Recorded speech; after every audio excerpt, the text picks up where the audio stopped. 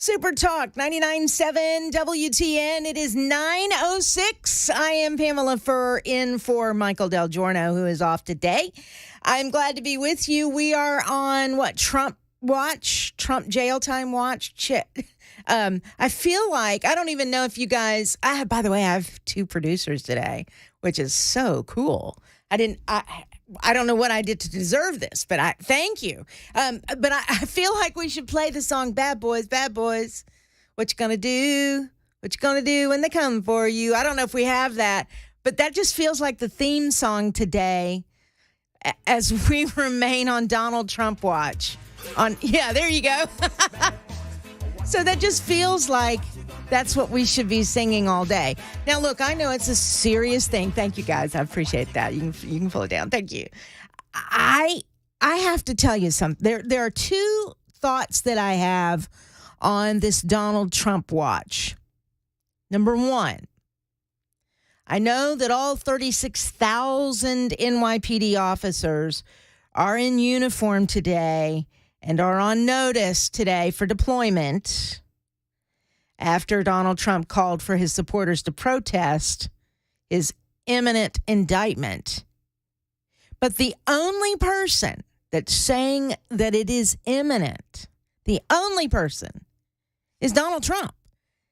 Even his own attorney has said, we have not gotten any kind of notification that an indictment is coming. In fact, I think if I was reporting it correctly this morning, I was reporting for somebody else this morning.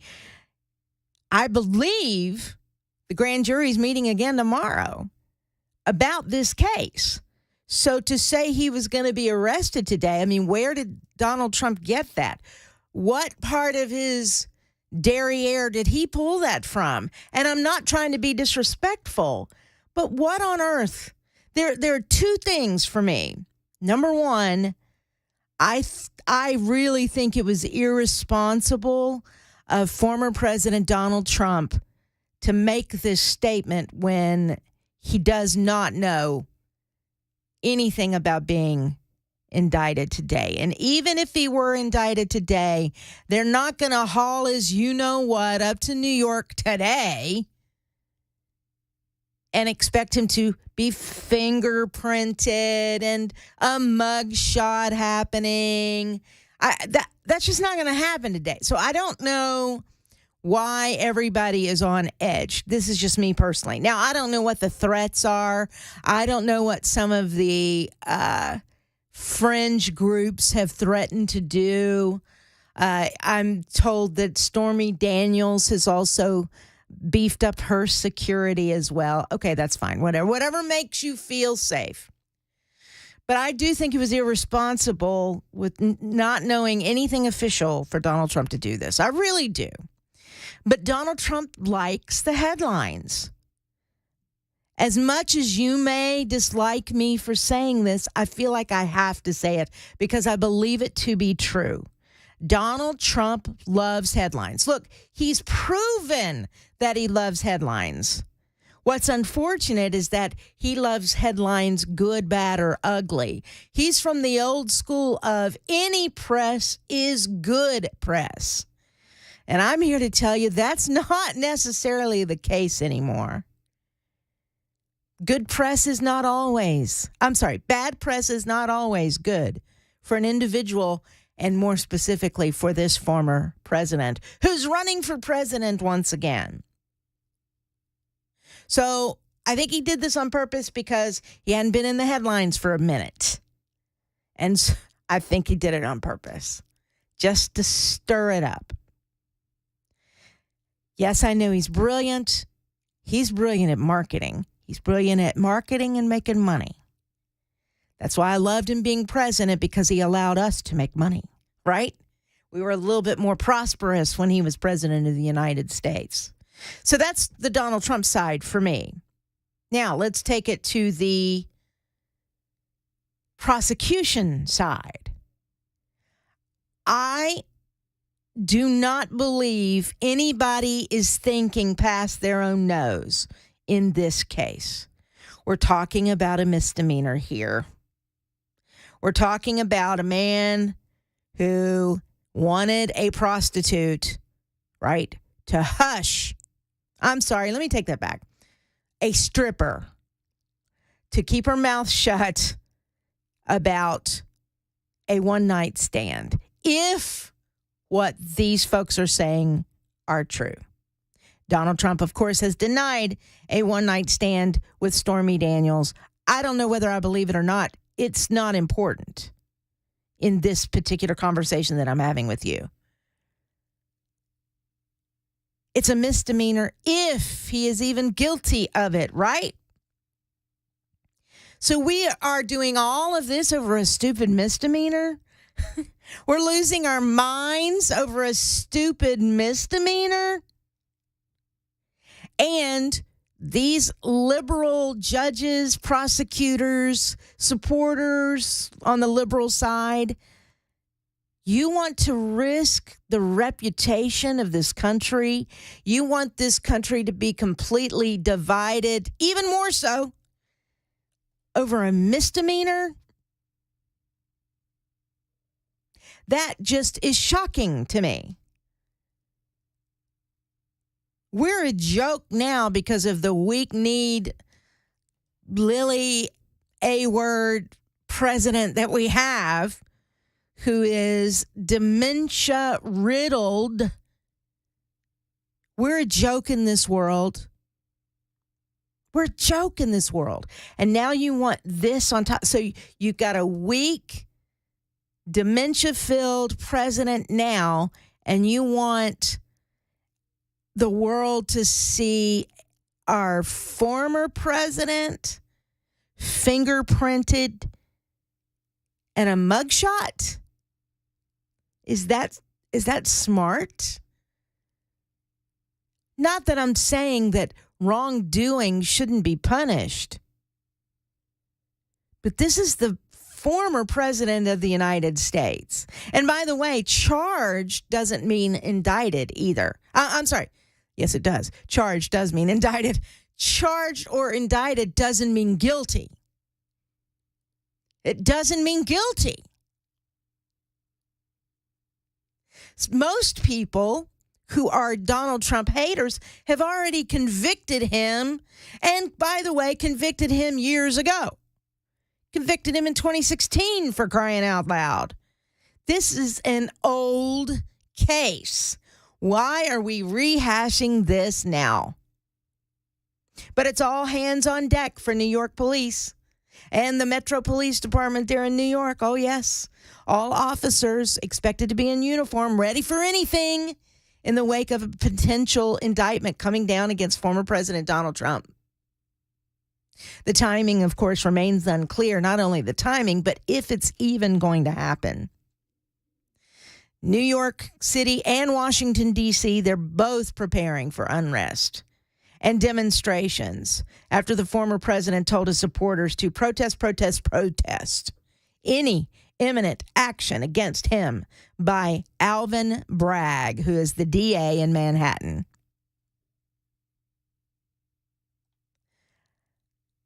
First of all, we'll say this. I don't care that he said protest. You have a right to protest. You 100% have the right to protest. I don't know what it will do. I don't know if it will affect any change.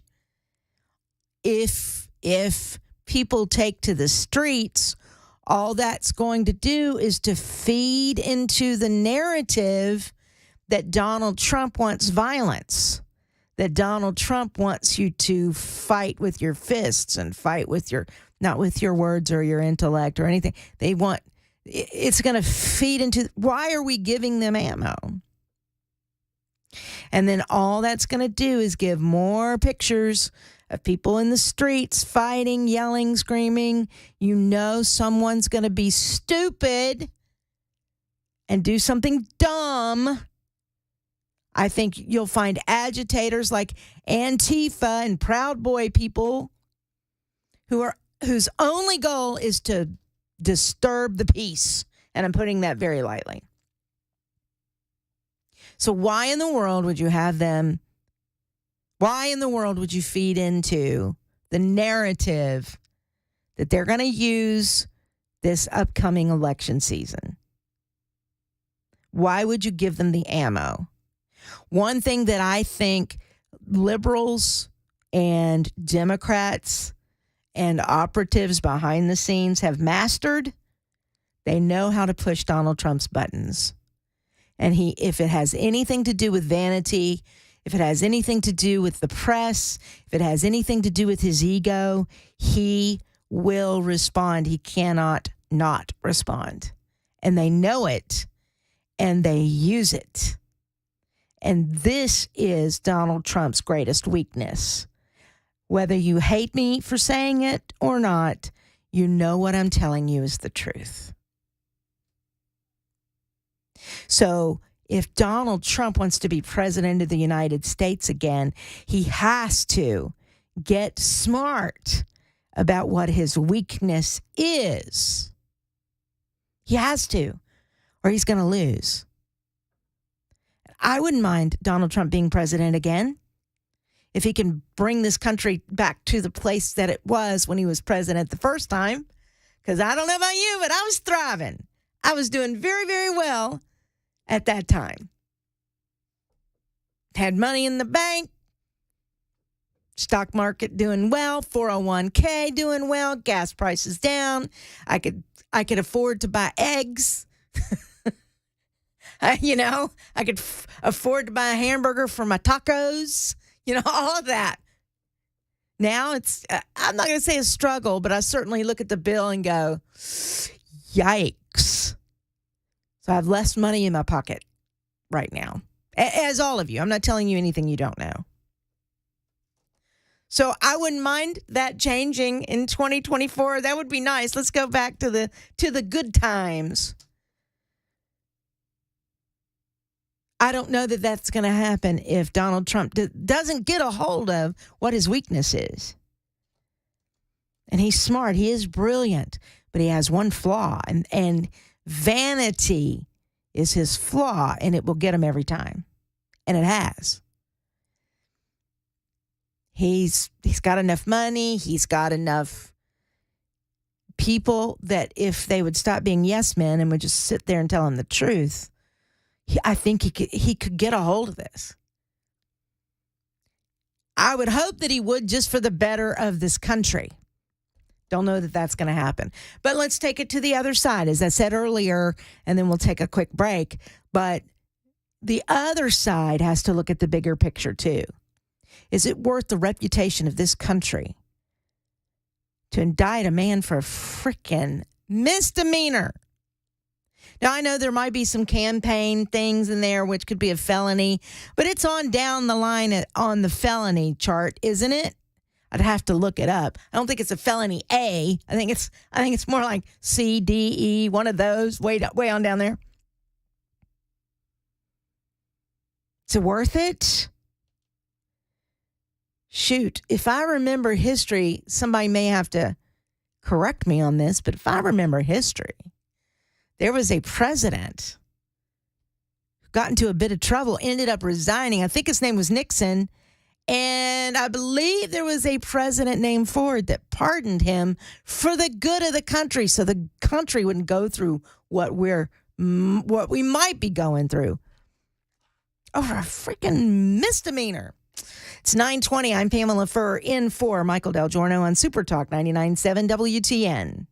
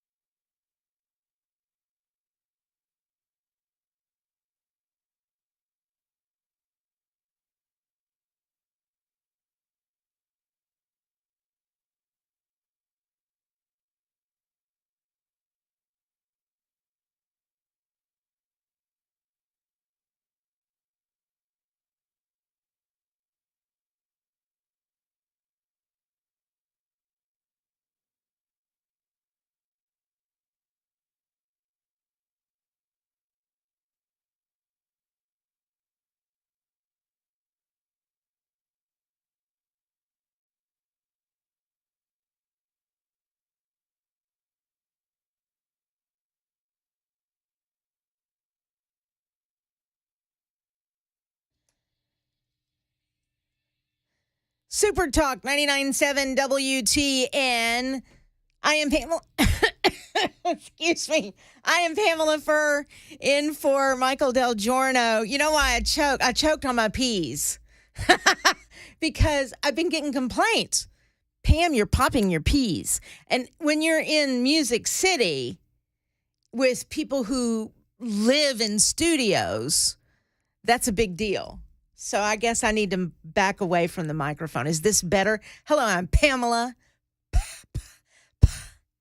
Peter Piper picked a peck of pickled peppers. All right, anyway, 926. Glad to have you along with me. 737-9986 is the super text line, and I've got that open now, so you are more than welcome to send me a text message. We may open up the phone lines before too long. I'm told that the Super Talk TV is on. I refuse to look at it. I don't want to see the big hair today. I've got the big hair, red hair going on today. Don't want to see it, but if you want to see it, I guess we're up and rolling. So we are again on Donald Trump watch. We got to come up with some great name for, was it Jail Watch, Perp Watch?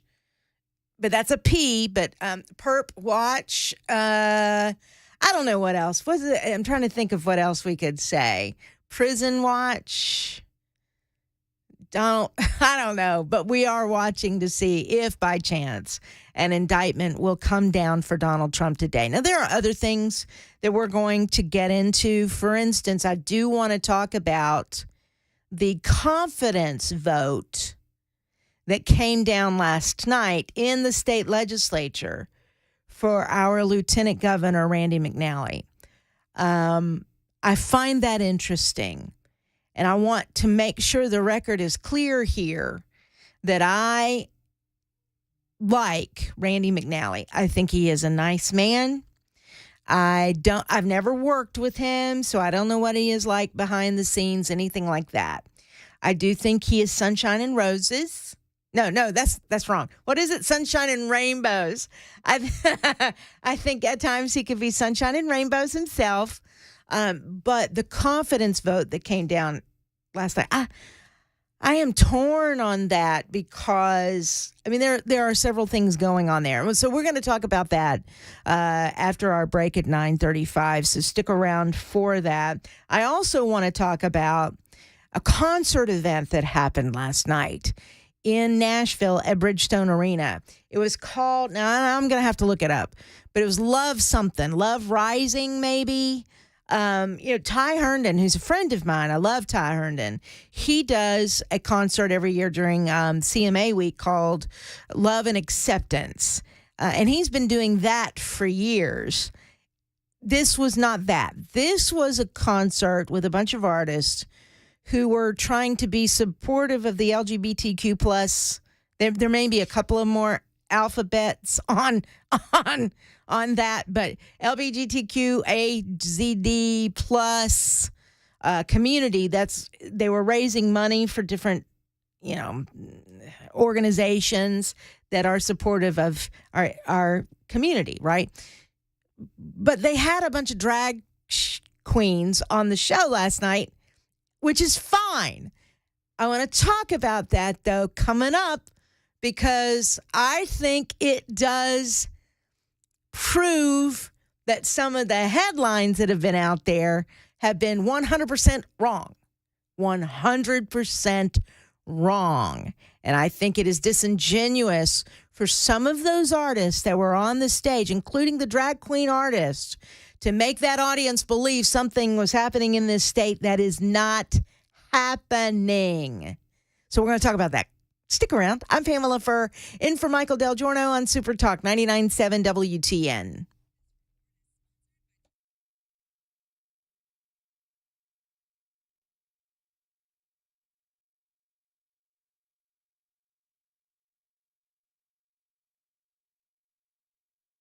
Hi, I'm Paul Winkler. You often hear me talk about diversification in the investing process, but how do we diversify?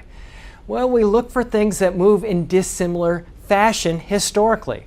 Some of those market areas might be really small companies or really large companies, or very growth-oriented companies or value-oriented companies.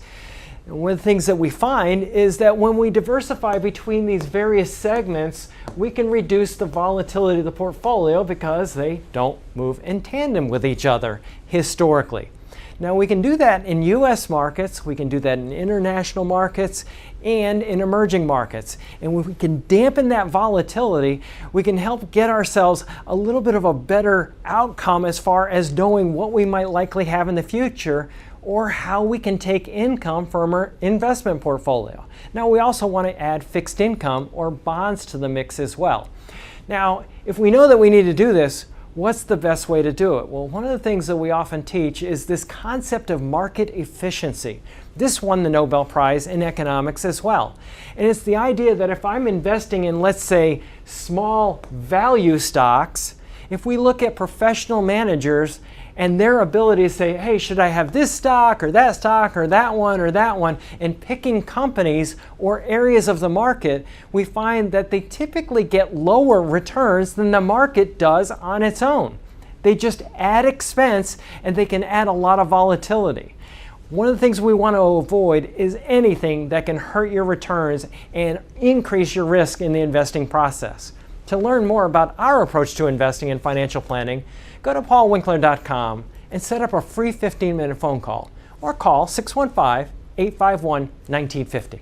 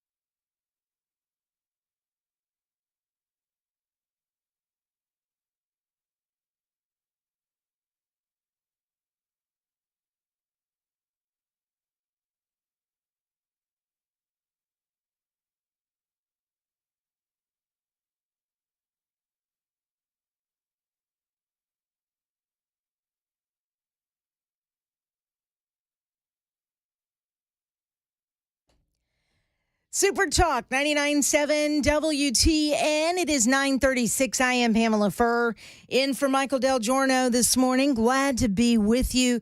Lord have mercy, it's still cold outside. It's not even 40 degrees. What, didn't it turn spring yesterday? Or did I sleep through it? What happened? I think it was supposed to be spring yesterday. I guess I should listen to our meteorologist, but I hope we will get 50, 60, 70 degrees in the next couple of days. That would be nice. Thank you very much. We had some spring temperatures, a few weeks ago. Why can't it be permanent? Hello? All right, I'm glad that you're here because I want to talk about, and I know that Dan Mandis talked to Jack Johnson yesterday. I'm sorry, no, he didn't. He talked to him this morning on Nashville's Morning News. And at some point, I will play back some of that audio from Jack Johnson. But I want to get into this right now about what happened last night with the Tennessee Republican caucus. And I want to give you my 2 cents on Lieutenant Governor Randy McNally. And I can't remember if I have been on the air here or not talking about this situation. I've been on some other stations talking about it, so I don't. It's all kind of running together for me. Look, people make mistakes. People are stupid sometimes, and I'm raising my hand. Boy, have I made some colossal mistakes in my life. Boy, have I made some public mistakes in my life. And there have been times in my life I've been ashamed of those mistakes. I've never been lieutenant governor. I've never been governor. I've never been president. I've never, and none of those things. I was heavily recruited at one point. When I resigned from this radio station, I was being heavily recruited. True story. To run for office in my district for state. What do you call? They're not the senators; they're the other people. Why is my mind going blank? What are the representative for state representative? Holy smokes! I need more coffee here. Thank you very much.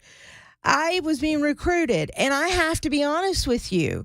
One of the things that kept me from actually saying yes, and I got some signatures on my petition.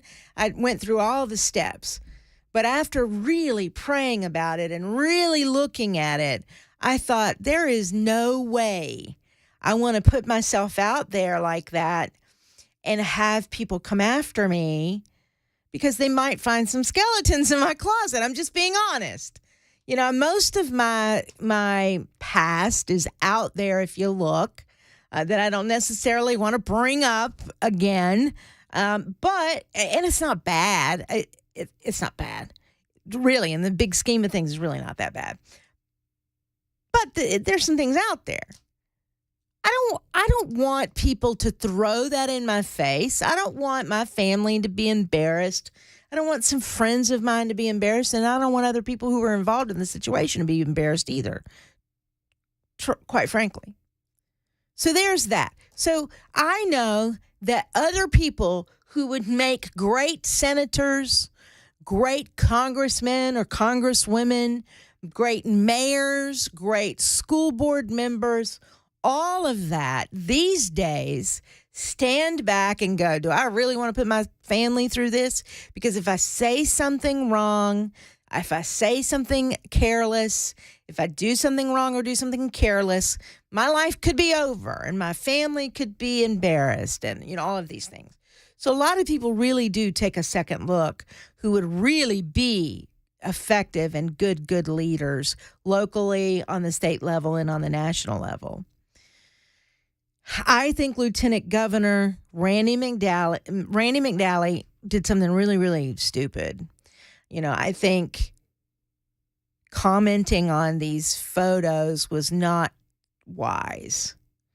The truth of the matter is he didn't do anything actually wrong. He just did something kind of stupid, right?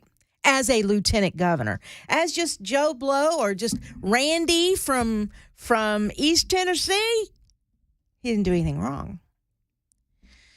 However, He's been blasted for what he did. And I think he's scrubbed his Instagram account altogether. And as a conservative, as, church-going folk, we look at the pictures that he did comment on as this being, not really conduct becoming a conservative Republican lieutenant governor.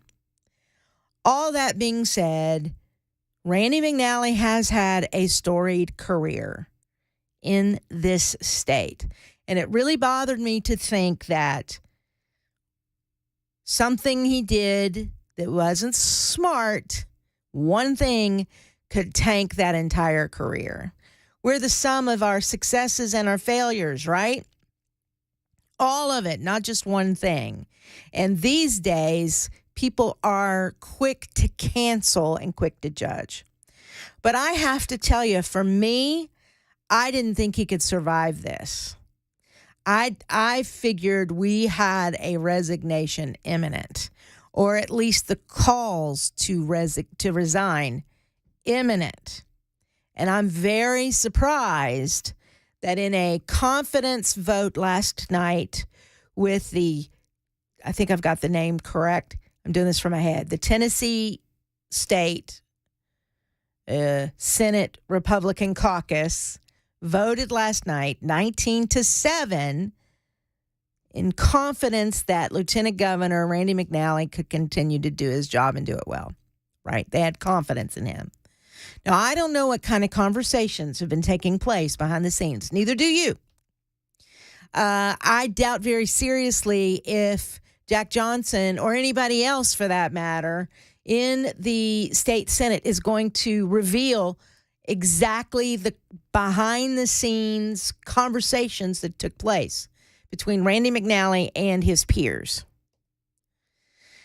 So I'm going to give you that, but it surprises me that this vote landed the way that it did. It really does surprise me. And I have to say, the only thing I can think of with those conversations would be that Randy McNally presented a contrite heart and presented a statement of, you know what, I was a bonehead. You're right, I shouldn't have done that. I'm naive when it comes to social media. Maybe you played that card. I mean, I don't know. That's the only thing that I can think of that would allow these men and women in our state Senate on the Republican side to say, okay, we have confidence. You can finish out at least this session. And I have to be honest with you, too. I honestly think that this session will be done, and then at some point in this year, Randy McNally will retire. I think at some point this year, or at least retire from his lieutenant governor's position, or something to that will happen. To that effect will happen. I think this is all to hush up the critics, quiet down the rhetoric. Let's get through this session. Let's be effective with the legislation that we need to pass to continue to make Tennessee the greatest state to live in. I think that's what happened. Let's just get that over with and let's move on, and we can make some decisions about leadership later. That's what I think happened. And if he showed a contrite heart and was honest and truthful with his peers, then I would think that's probably how he was able to get 19 confidence votes. It's my opinion. I know nothing behind the scenes. No one's told me any secrets at all. I'm really surprised he survives this, but no one's told me anything. And the only thing that you and I can do is just pray for the man, And, I think I heard somebody say that they didn't believe that McNally was very competent. I think I kind of disagree with that. I think he's got all his faculties. I don't think he is in a who's our president? In a Joe Biden kind of state. Quite frankly, I don't think he's in a Pamela Furr kind of state either. I couldn't even think of our president's name. But at any rate, that's my opinion on that. Now, let's fast forward. There was an event that happened last night. I don't know if you're aware of it. And I need to look this up. I don't have my Twitter account open, but there were some artists that played Bridgestone Arena last night for a concert called Love Rising. Love Rising. And there were artists like, I think Sheryl Crow was on the bill, and Brothers Osborne on the bill, and Maren Morris on the ticket. And, some really great artists. I got to be honest with you. I don't pay for concerts much anymore for no other reason than, I have eggs to buy. But I would have gone to this show last night. I mean, this is some good artists here. Some good music was probably, rising out of Bridgestone Arena last night. But you know what else was on that stage? You had some drag queens. What? Well, that's what this concert was all about. They wanted to present to the world that we in Tennessee, we are full of love. We don't hate people. I'm doing a higher voice. I don't know why. We love, we don't hate. That's what they wanted to present, right? And so they wanted to say to the world, just because our mean old grumpy white guy legislature passed these bills that are anti-gay, anti-trans, we love our trans people and we love our drag queens. And so they had drag queens up on the stage. And I'm going to be honest with you, it looked fun. It looked festive. It looked pretty cool. I had no issue with that. But it dawned on me, no one was arrested. You want to know why? Because it's not illegal to be a drag queen in public. It's not illegal to have a drag show in public. Now, I know that Governor Lee signed the legislation that would stop drag shows in public or on public property that are obscene, prohibited that, or to be in the presence of children. I don't know that law has gone into effect yet. However, do not be deceived, liberals who are listening to me today, or transgendered people who are listening to me today, or the Tennessee Holler that might be listening to me today. Or, and if you don't know who that is, they're a group on Twitter. You find them. You look them up. Very liberal organization. They like to call themselves journalists. Not so much. Do not be deceived. If you are a drag queen, you are welcome in Tennessee. If you are trans, you are welcome in Tennessee. If you are an adult and you want to transition from male to female or female to male, you can do that in the state of Tennessee. What you cannot do is have your children transform into a different sex in the state of Tennessee, minors. And you cannot be obscene as a drag queen in front of minors in the state of Tennessee. That's the difference. Of course, most of you know that. But I've got trans and I've got liberals and I've got the Tennessee Holler listening to me right now. It's 9:51. We'll take a break. We'll be back on Super Talk 99.7 WTN.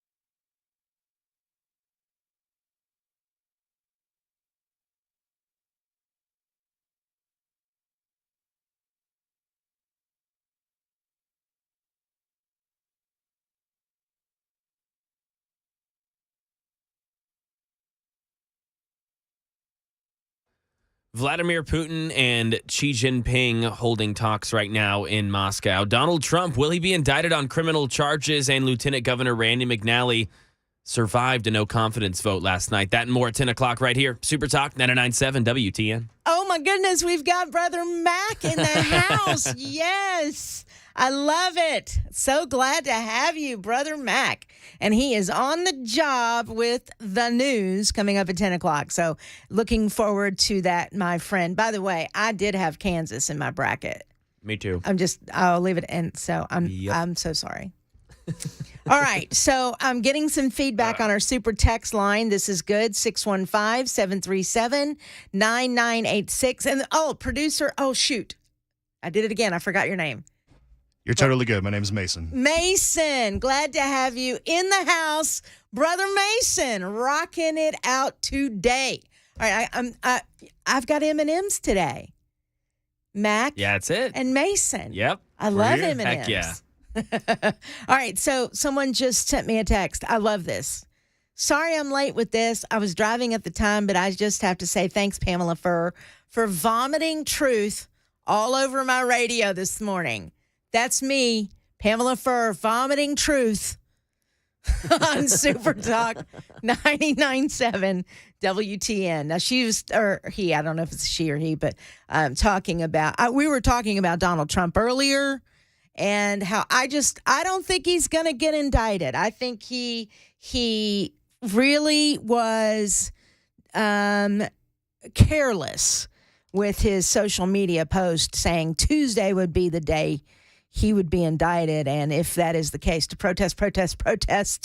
I think he's addicted to the headline, man. I really, really do. All right. So we've got more to come on this here program as I fill in for Michael Delgirono today. Thank you for being with us. More to come and news with Mac Morey straight ahead on Super Talk 99.7 WTN.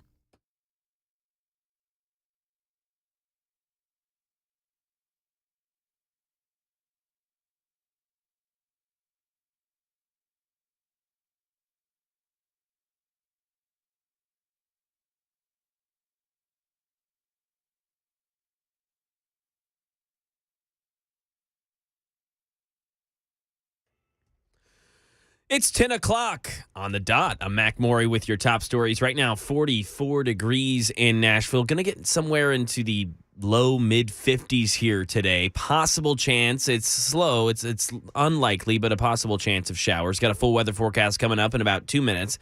Today, Russian President Vladimir Putin and Chinese President Xi Jinping are holding talks in Moscow. China's proposal for peace in Ukraine was said to have come up, but Tom Sufi-Burridge in Kyiv says that China so far has not committed any major help to Russia in fighting the Ukrainians. I think for China, really, it suits the Chinese that they have a fairly ambiguous position on the war in Ukraine.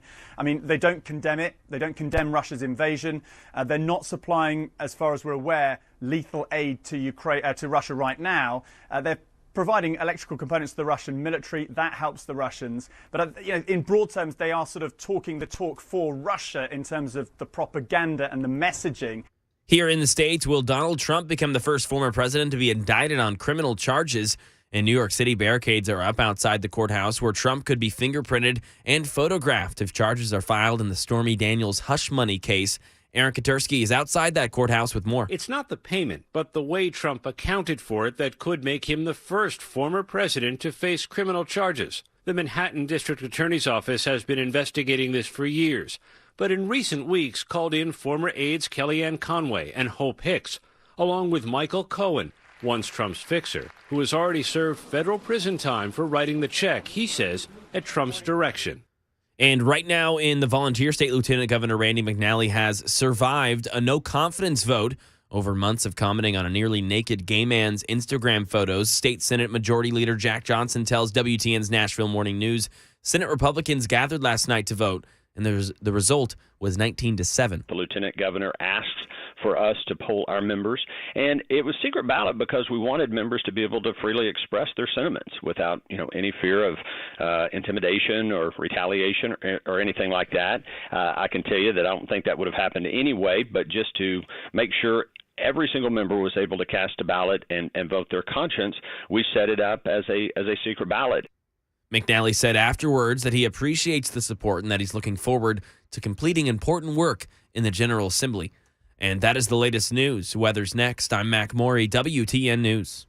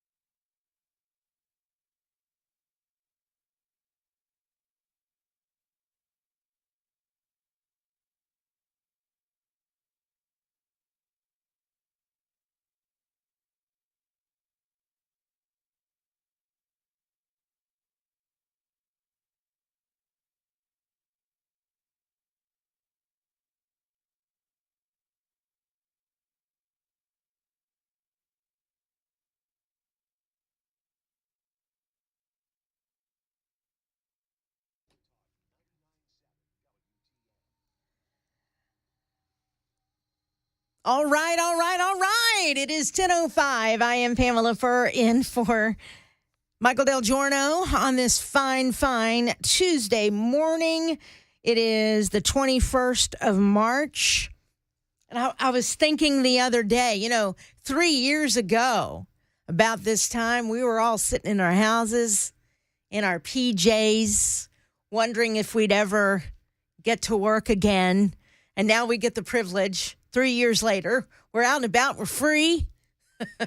COVID is pretty much just a virus that's like the flu. I mean, literally, like you might sneeze when you get it or if you get it, that's good. And I'm not downplaying those who have serious reactions to COVID-19. But what I'm trying to say is we are in a better place today. Hallelujah for that. As I look at the calendar, you know what happened 20 years ago around this time? 20 years ago.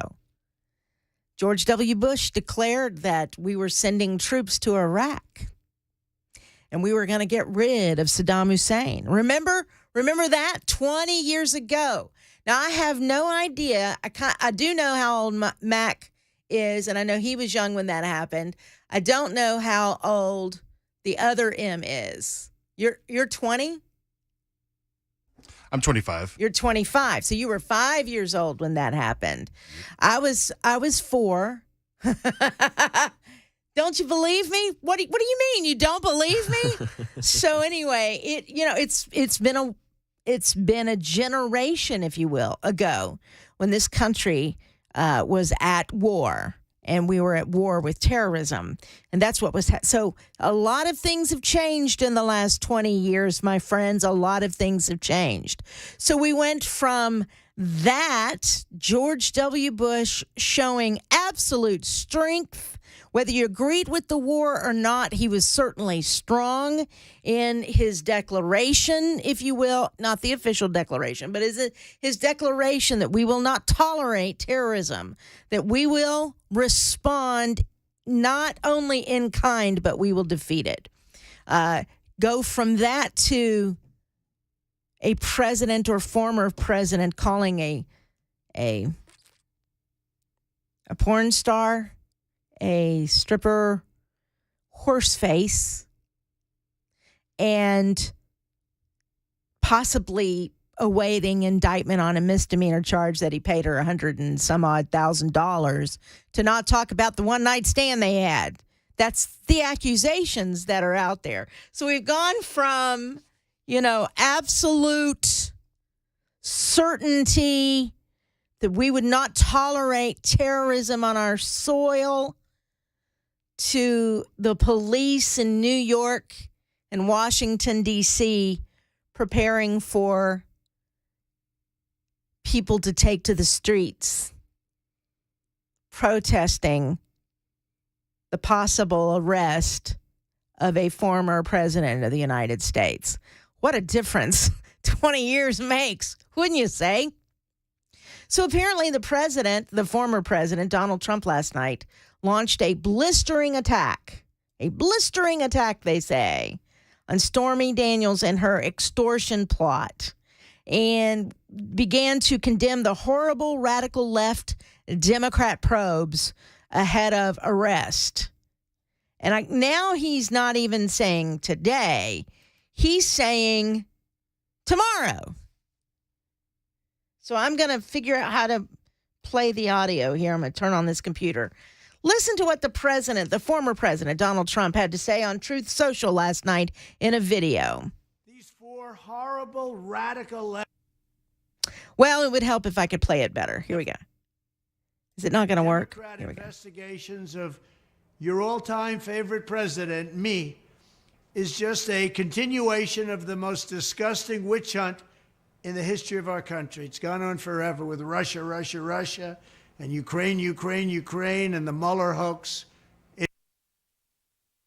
Well, you could probably hear it if the computer would not stop. I mean, I'm not even touching it, and it just stopped.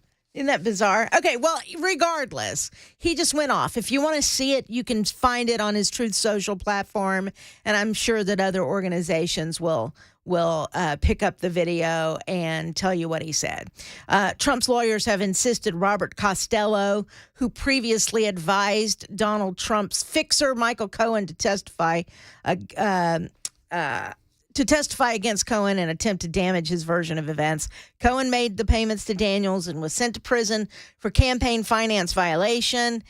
That is, he's now turned against Trump. You know that. Trump confirmed Costello had testified, and in this video he said, it is being said that disbarred lawyer Michael Cohen was put out to dry today after his highly respected former attorney and legal advisor Robert Costello made a great impression not only on the DA's office, but the grand jury itself. All right, now if that is the case, and if I don't know how Donald Trump would know that, is there a leak in that DA's office? But if that is indeed the case, then why does he think that there is an indictment imminent? He's known to be a great lawyer and a highly honorable man. He stated to the media that he could no longer listen to the lies that Cohen was spreading. He told the truth with papers, with documents and backup. He left zero doubt. And then he said the DA will do the right thing. Well, then why is he saying later that his indictment is still imminent? Okay. Trump on Monday night listed what he saw as the unfair investigations into him and his government and vowed to fight back. He said these four horrible, radical, left Democrat investigations of your all-time favorite president, me, is just a continuation of the most disgusting witch hunt in the history of our country. Now, I agree with him that it is a disgusting witch hunt. Yes, amen to that. It is. It has been. He goes on to say it's gone on forever with Russia, and Ukraine, and the Mueller hoax. It's an absolute disgrace what's going on. They even spied on my campaign. Yes, Mr. President, we know this. We know this. He went on to say that he was being attacked by sick prosecutors determined to bring him down, insisting he was seen as a threat to Democrat power and needed to be stopped. I don't disagree with any of this. But that also contradicts what he said earlier, that the DA will do the right thing. That Robert Costello made a great impression, not only on the DA's office, but the grand jury itself.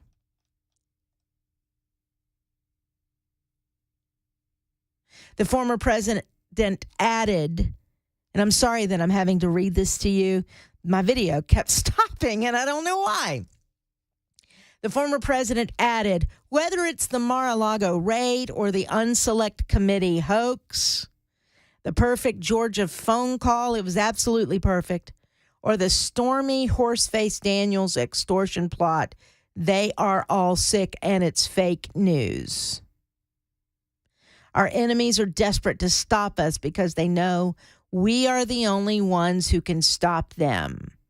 And they know it very strongly, and they're looking at the polls where not me, but we are up by so much they can't even believe it. Well, finally, he used we instead of me.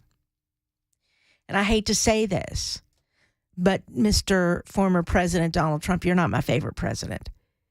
Your presidency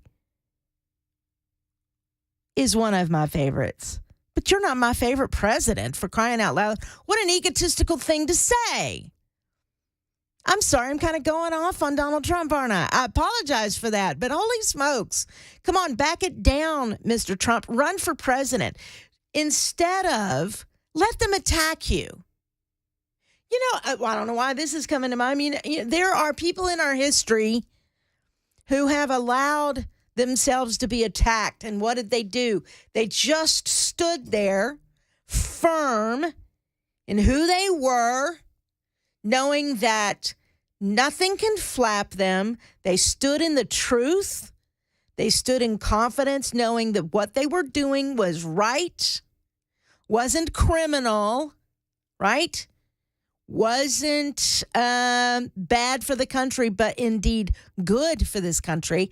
And so they allowed people to attack them and didn't respond. The president is responding. And not only is he responding, but he's obsessed with it. I've never seen anybody attacked like Donald Trump has been. That is not a lie. That is certainly the truth. Let your other people respond. Let the people you have surrounding you respond. And why don't you remind the voters that this distraction is not important. What's important is under the Trump administration, A. Under the Trump administration, B. Under the Trump administration, C. And the truth of the matter is you can keep going and going and going. Under the Trump administration, our status in the world was, D. I mean, you can go. I'm not telling you anything you don't know.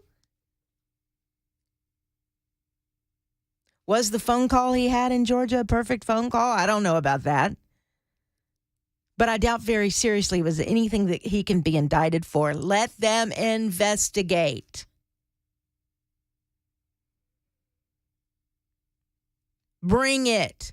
If you honestly believe you've done nothing wrong, then say, bring it, and then you move on and let other people respond. He did this last night. This is a video he posted last night. Why?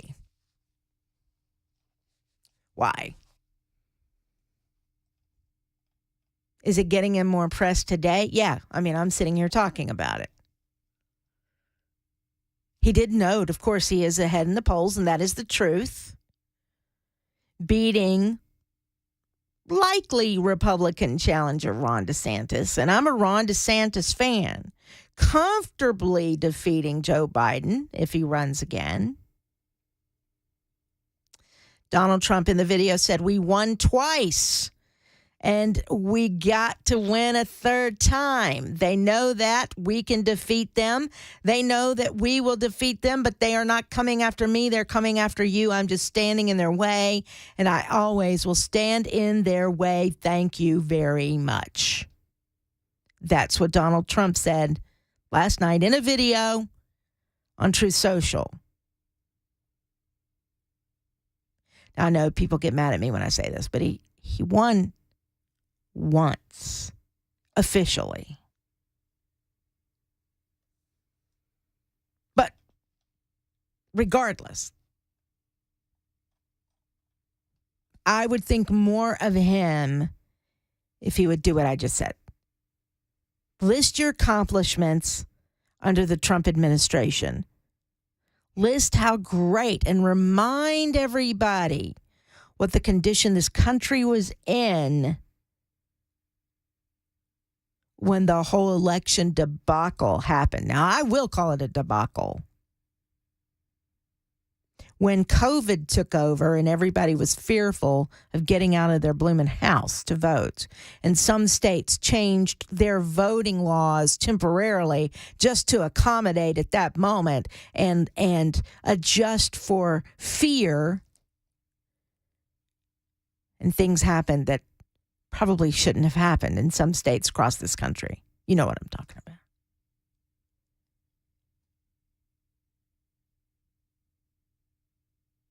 Talk to your potential voters of how you were deceived by Fauci and others that you surrounded yourself with. Talk about that. I think that would rev up your base. That would rev me up. Tell us some of the behind-the-scenes conversations that took place where you were duped into thinking a vaccine or whatever else was the cure-all, or duped into thinking that shutting everything down was the best thing for this country, or duped into thinking that we could flatten the curve for a short amount of time, and it ended up being, 2 years? Holy smokes. That would rev up your fan base, your voter base. And let them attack you. Let them do it and just ignore. And let your other people, the people that surround you, who are more eloquent at it, defend you. It is 10:20. I'm Pamela Furr in for Michael Delgirono on Super Talk 99.7 WTN.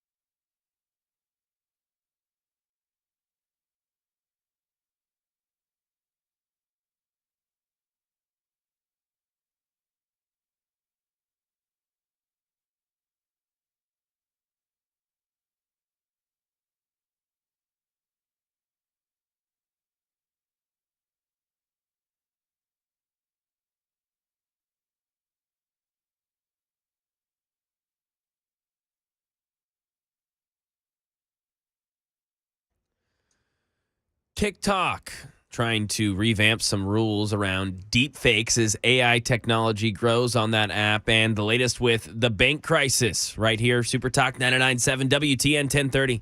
Thank you very much, Mac Morey. Have you ever seen some of those deep fakes?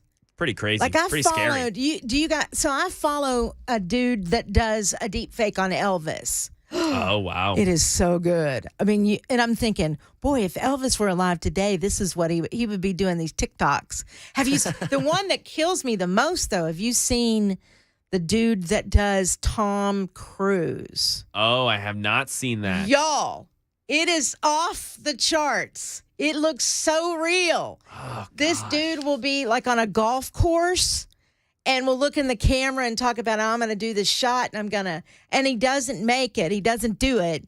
He slices it or something, slices the ball. Yeah. And so then he throws a temper like Tom Cruise would.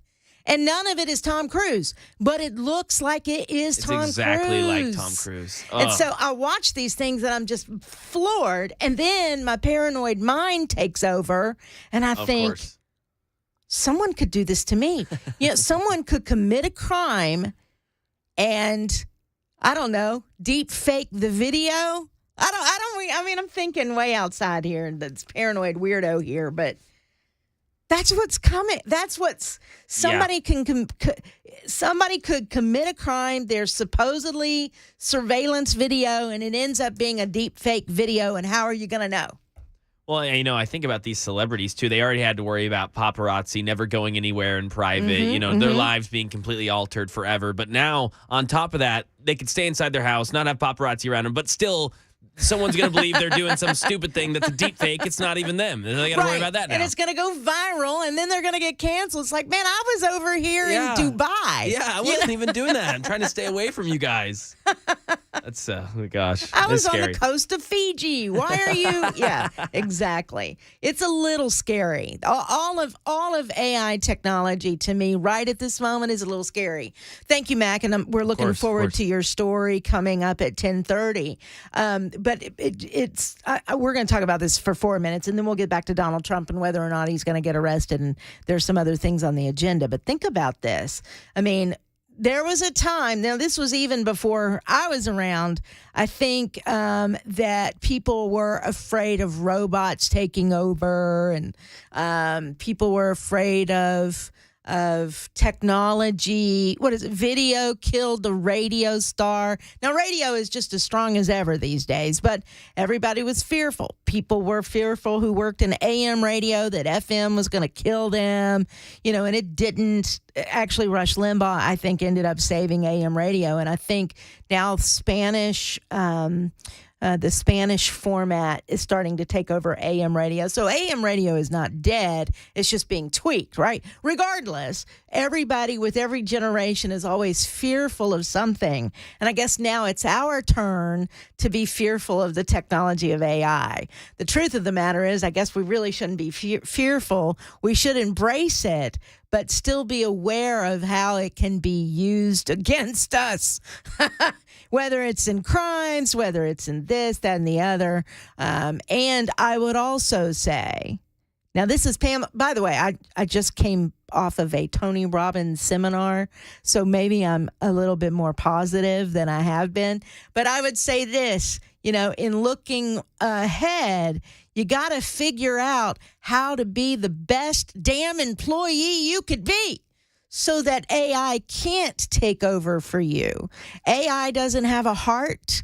AI doesn't have emotion. Even in these deep fake videos, there's a little something off when you watch those things. And the truth of the matter is, it's the human spirit that's missing. If you really look into the eyes on those deep fake videos, that part is missing. And you can pick up on that.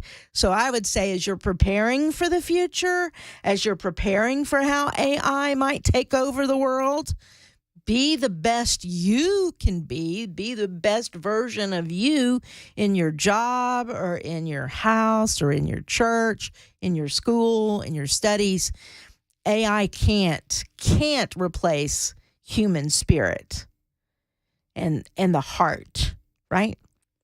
That's my Tony Robbins pep talk today. Thank you for listening. It is 10:30. I am Pamela Furr, in for Michael Delgirono on Super Talk 99.7 WTN.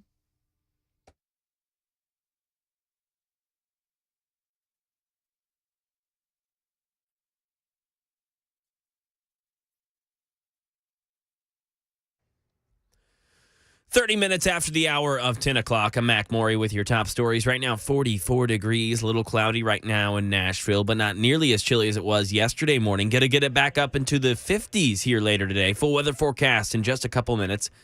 Starting with TikTok, they're revamping some of their rules around deepfakes as scrutiny of the platform intensifies. Mike Dubusky has the story. Deepfakes are videos or pieces of audio that have been digitally manipulated. For example, President Biden never sang this Ice Spice song. Just listen to this verse, folks. They say that I'm good enough. But on TikTok, that deepfake has been watched over 650,000 times.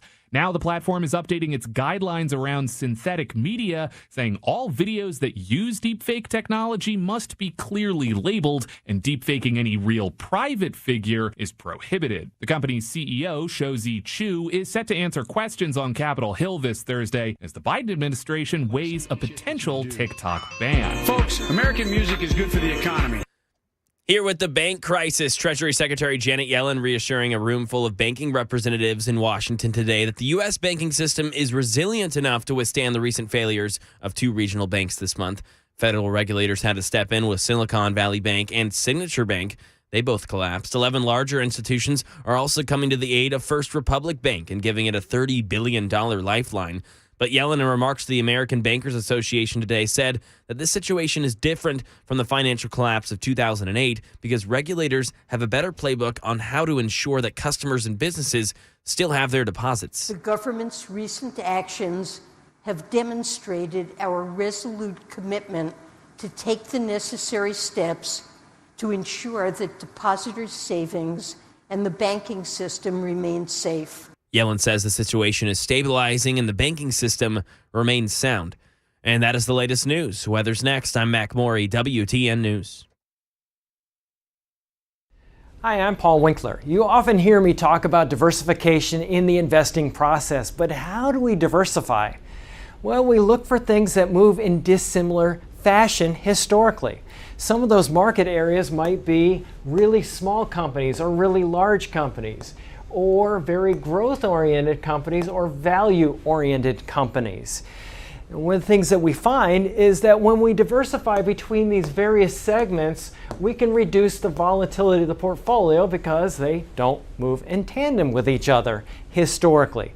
Now we can do that in U.S. markets, we can do that in international markets, and in emerging markets. And when we can dampen that volatility, we can help get ourselves a little bit of a better outcome as far as knowing what we might likely have in the future or how we can take income from our investment portfolio. Now we also want to add fixed income or bonds to the mix as well.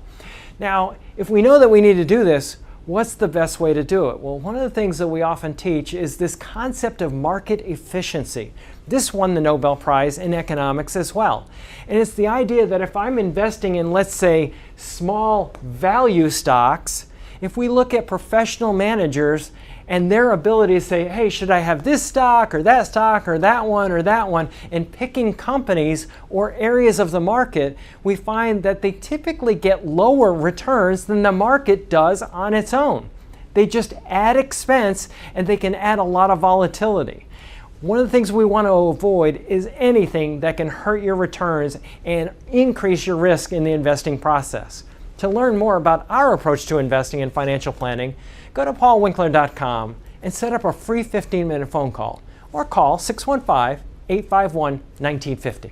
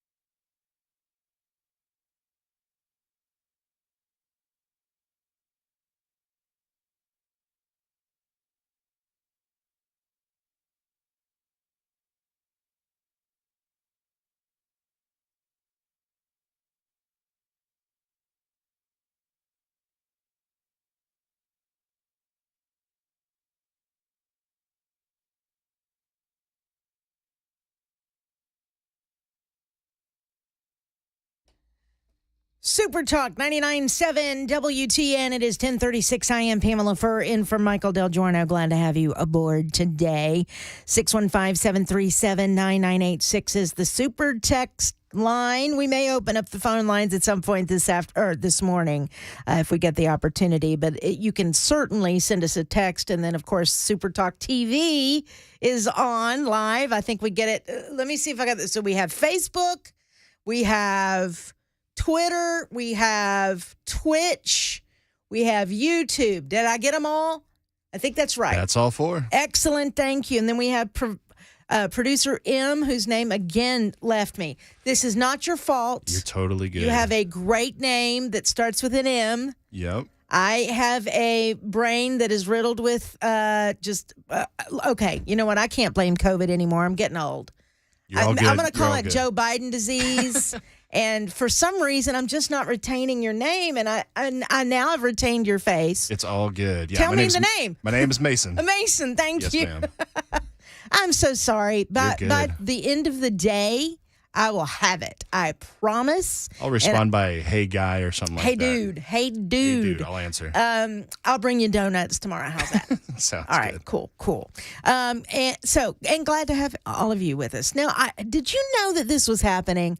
I think I knew this was happening when there was discussion about it, but I didn't know it had actually passed and the mandate had come down. I have to be honest with you. This one fell by the wayside for me. And it's bugging the heck out of me. And maybe I'm not an Army brat, but I grew up around Fort Bragg, North Carolina. I'm from Fayetteville, North Carolina. That's where I was born. And then I grew up. I lived in Southern Pines, Pinehurst, North Carolina. So Fort Bragg was right in our backyard. I experienced, all the training that those guys would go through. We would hear the bombs go off because Fort Bragg Reservation is gigantic. It's one of the largest, I believe, military bases in the country, isn't it? I'm pretty sure it is. And so you've got a lot of military training going on, including training of our Bad A Special Forces, right? And some of you who listen, who are stationed at Fort Campbell, trained at Fort Bragg, so you are a bad A, if you will. I'm using Dan Mandis language, bad A. So it is really heartbreaking to me to know that the name Fort Bragg is going away. Not only Fort Bragg, but so is Fort Hood. So is Fort Lee and Fort Puckett in Virginia. I'm not as familiar with Fort Puckett as I am Fort Lee. Fort Rucker in Alabama, I'm not as familiar with that one, but I'm certainly familiar with Fort Bragg, Fort Benning, Fort Hood. All of those names are going away. Do you know why they're going away? They're going away because of wokeness, in my opinion. They're going away. All right. Let me ask you this question. Depending on how old you are, would depend on how you can answer this question. Do you know who these military bases were named after? Heck, I grew up around Fort Bragg. I didn't know who Bragg was in the military. I think his name was Braxton Bragg. I grew up around it. I wasn't part of a military family that just would come in and out every couple of years. I lived there. No clue. Well, apparently he was a Confederate soldier. I guess high up in rank in the Confederacy. So was Polk and Benning and Gordon and obviously Lee. We know about Robert E. Lee, Pickett, Rucker, Hood, all Confederate soldiers apparently. And so the Defense Department, I guess under the guidance of the Commander-in-Chief, decided it was time to remove those names because they didn't want to celebrate Confederate soldiers. Discounting any other part of their military career. For instance, and I had to look it up. I mean, I'm being honest. I think my point to all of this is no one is offended by the name Fort Bragg. I'm sorry, but they're not. No one is offended by the name Fort Lee. No one is, because no one knows what the bases or who the bases were named after. If you did, you're a history buff, and that's few and far between. If you do, then you study military history. But the average Joe has no clue. The average Joe not only has no clue, they don't care. Braxton, let's see, I got to look this up because I want to get it right. Braxton Bragg apparently was a national hero in the Mexican-American War. People forget that. Or not only do they forget that, they never knew that. So it's the sum of the entirety of these military members that these bases were named for them. Does that make sense? It's not just because they fought for the Confederacy. And you got to do some studying. You got to do some reading about that time. And you got to really dig into why people were fighting for the Confederacy. And I'm not going to do a rehash of the South versus the North and all of that, but I want to remind you, I mean, Robert E. Lee, it would be better to say it that way.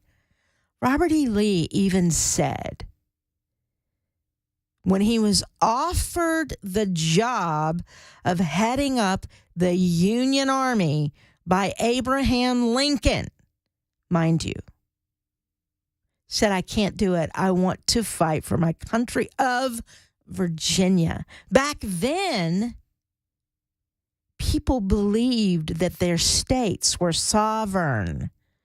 We've kind of walked away from that, even though the Constitution allows for that. We've kind of walked away from that over generation after generation after generation. He didn't turn down President Lincoln because he felt he was fighting against America or fighting for America or against America. He didn't turn him down because he felt like the Confederacy rules. No, he was fighting for Virginia. I haven't studied the history of all of these others who have military bases named for them. But I will state again, and I've been reading about Braxton Bragg. Now, mind you, when he fought in the Confederacy, apparently he didn't do a very good job. Made some colossal mistakes. History will prove that, has proven that to be the case. Well, I mean, obviously the Confederacy didn't win, but there were some other, a lot of people lost their lives because of some decisions that Braxton Bragg made in the stories that I have read. But he was a hero in the Mexican-American War. And I'm sure these other men were heroes. Why would you name a military base after them? Fast forward, no one knows, no one cares. What I know that special forces who have trained at Fort Bragg know that is a I'm trying to find the words here. That is something that they are proud of. Where'd you train? Bragg, baby, Bragg. Same with Fort Campbell or whatever military base. They don't hide and go, well, I did train at this facility that was named after a Confederate soldier, but, I'm still a fighting machine. Nobody cares. What? My headphones just did something weird here. Sorry. My gut is The only thing they care about is that it's a facility that trains warriors who will fight for this country. The only thing people care about with these military facilities, no matter the name, they care about walking out of there, being able to keep our country safe from the enemy, whether that is foreign or domestic. That's what they care about. Now, Fort Bragg, in the case of Fort Bragg, I like the name they're going to use. They're going to call it Fort Liberty. So they're not naming it after anybody. Fort Liberty. I wonder if anybody's going to name their facility Fort Freedom. That would be cool. Fort Freedom. Fort Liberty. But then that just, they're tearing down. There's a sign when you drive onto, most of you wouldn't know this, so, and I understand that. But when you drive onto the reservation, it's land. Acres and acres and acres, hundreds and hundreds and hundreds and hundreds of acres of land. I used to, as a kid, I would cut through the reservation to get to Fayetteville because that's where the mall was. We didn't have a mall in Southern Pines and Pinehurst. We had one in Fayetteville, North Carolina. So instead of taking the long way around to get there, I'd always cut through Bragg, which a lot of people would. And there's always this sign that you would see that says Fort Bragg, home of the airborne and special operations forces. The 82nd Airborne is there, right? 101st is Fort Campbell. Fort Bragg is 82nd Airborne. They've taken down the sign. That, to me, just breaks my heart. Just like when they took down the guitar sign at Greer Stadium. Broke my heart. Change. But now you've got this storied military facility that'll be lost. Fort Bragg lost, gone. For what? Is my whole point to this. For what? Over something that truly nobody cares about. Nobody. And I think I can boldly say, including African American soldiers who have been to Bragg, trained at Bragg, fought, were deployed from Bragg to different wars all around the world.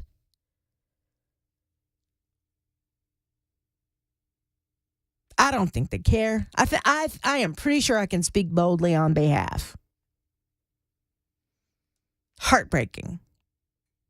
But at least we get a bad A name. Fort Liberty. Thank God. 10:40, what is it? 10:49. I'm Pamela Furr. In for Michael Delgirono on Super Talk 99.7 WTN. We'll be back in a moment. Text me 615-737-9986 if you would like. I'm looking at the Super Text line. I'll be happy to hear from you.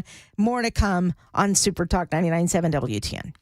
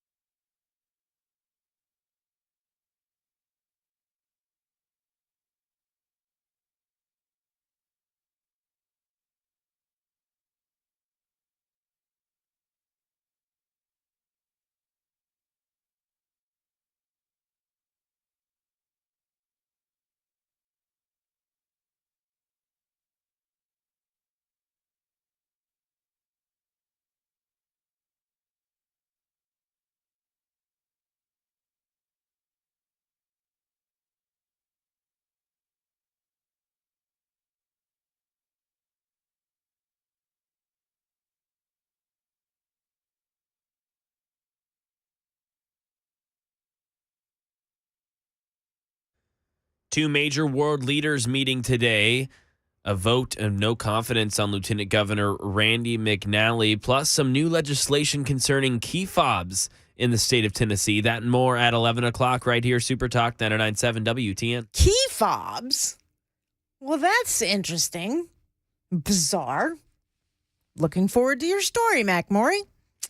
That rhymes. Oh, my goodness. Oh, wow. Mac Morey stories.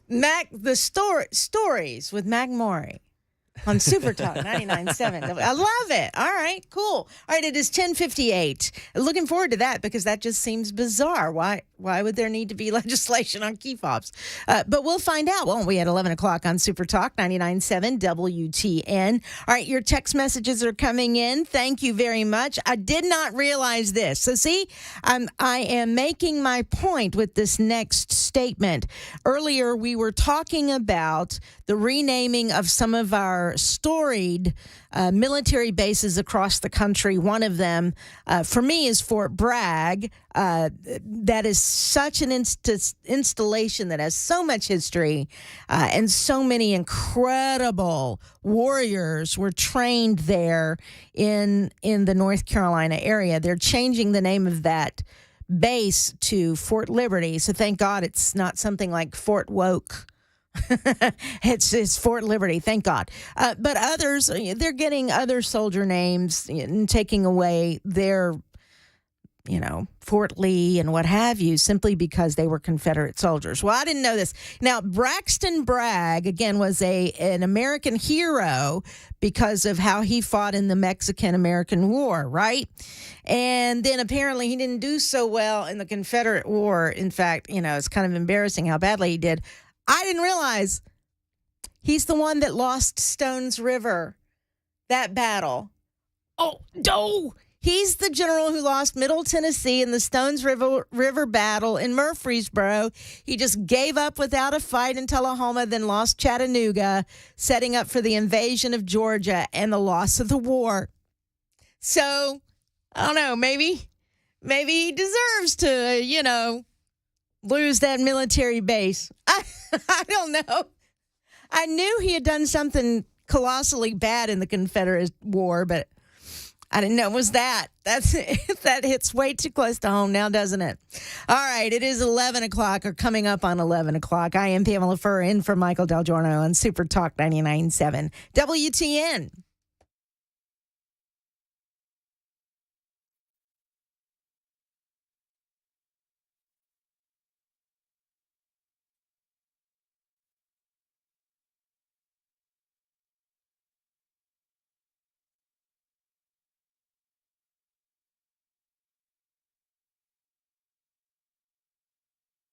It's 11 o'clock. I'm Mac Morey with your top stories right now. 47 degrees and a little sunny right now in Nashville. Going to get up into those 50s later on today. Full forecast in about 2 minutes. Today, Russian President Vladimir Putin and Chinese President Xi Jinping are holding talks in Moscow. China's proposal for peace in Ukraine was said to have come up, but Tom Sufi-Burridge in Kyiv says that China so far has not committed any major help to Russia and fighting the Ukrainians. I think for China, really, it suits the Chinese that they have a fairly ambiguous position on the war in Ukraine. I mean, they don't condemn it. They don't condemn Russia's invasion. They're not supplying, as far as we're aware, lethal aid to Ukraine, to Russia right now. They're providing electrical components to the Russian military. That helps the Russians. But in broad terms, they are sort of talking the talk for Russia in terms of the propaganda and the messaging. Right now, in the volunteer state, Lieutenant Governor Randy McNally has survived a no-confidence vote over months of commenting on a nearly naked gay man's Instagram photos. But recent reports question his mental acuity. We asked State Senate Majority Leader Jack Johnson if Tennesseans can be confident the lieutenant governor is competent to carry out state business. I can tell you I'm in meetings with the lieutenant governor frequently, and I find him to be very sharp and articulate. He presides over the Senate when we're in floor sessions. So I personally do not have any concerns regarding his health at this juncture. But certainly if something were to change in the future, we could have that conversation, but I don't see an issue at this point. Lieutenant Governor McNally requested the vote and afterward issued a statement expressing gratitude for the support of his caucus and that he's ready to get complete the important work of the General Assembly. Staying here in Tennessee, News 2 reporting that some new legislation is going into effect July 1st. It'll make it a Class A misdemeanor to possess a tool that can program a smart key or key fob with intent to committing theft. Outside of Tennessee, 23 states have come together banding against Kia and Hyundai. Hyundai and Kia are catching flack for not addressing the increase in thefts and not implementing any anti-theft technology in their vehicles. According to Metro Police, 607 cars have been stolen so far this year through March 11th in Davidson County, and Kia is now offering free anti-theft software, and Hyundai has claimed their cars meet all federal requirements. That is the latest news. Weather's next. I'm Mac Morey, WTN News.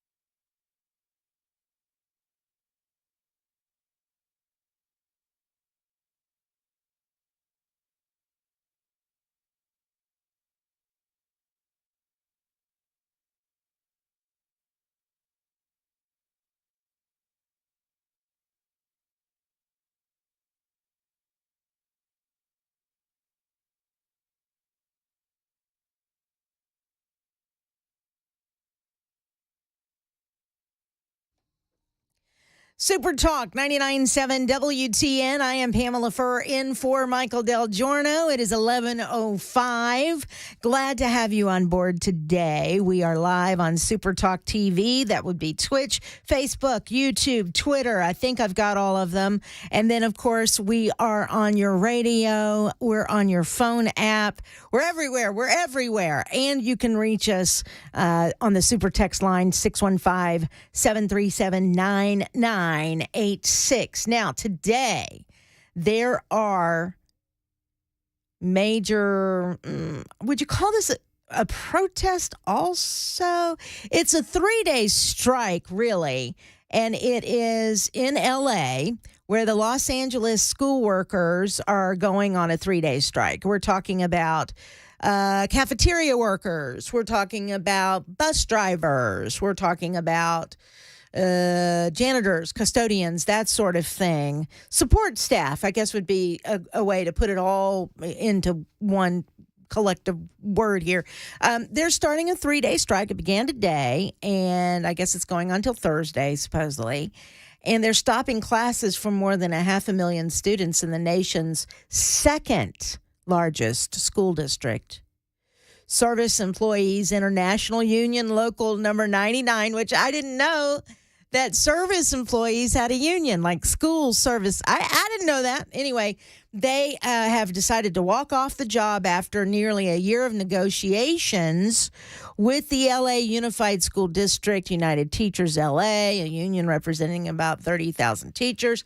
They're all going to participate in this strike. They're calling it a solidarity strike, if you will. And it looks like schools are canceled for students. So I guess that's an extension, really, when you think about it, of spring break. The union wants equitable wage increases, more full-time work, respectful treatment, and increased staffing levels for improved student services, it says. Workers' average salary. Now, check this out. The average salary in LA for school workers, custodians, and the like, and most of them work part-time, which has led to staffing shortages. I guess so. $25,000 a year. $25,000. How in the world can you live off of $25,000 in LA? That is, no doubt these people have to have a second job. Or they're living with 10 people in their house so they can split the rent and the electricity and the like. No way. The district was shut down by a 6-day strike back in 2019, it looks like, when the teachers union demanded smaller class sizes, more school staffing, and higher wages. It followed a wave of strikes across the country, spurred by dismal school conditions and teachers working several jobs to pay their bills.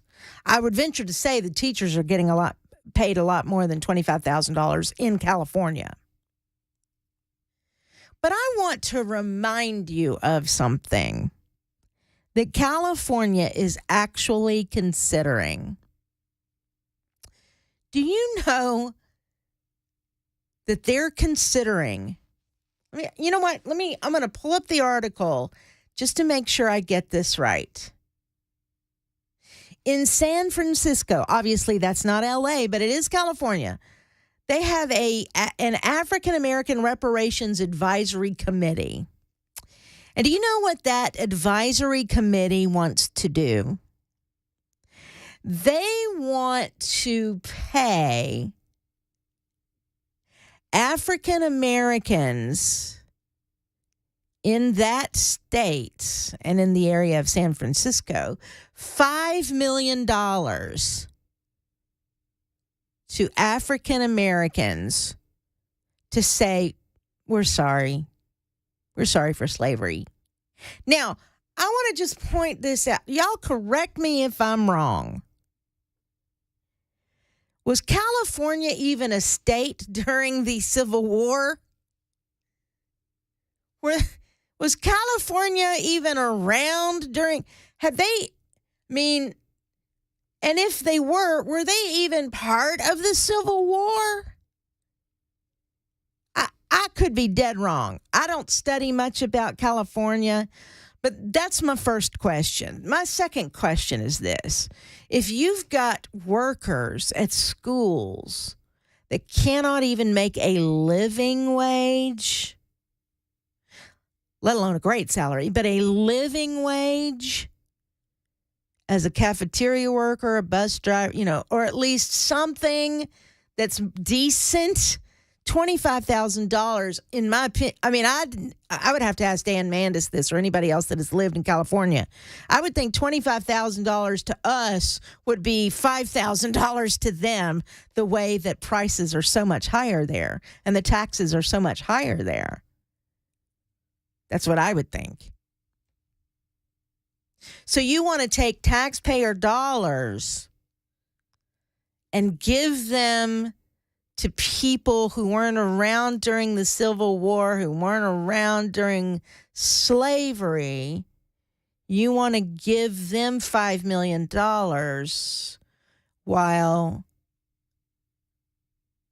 people like educators and support staff at your schools can't make a living wage. Can you tell me why this or how this makes any sense whatsoever?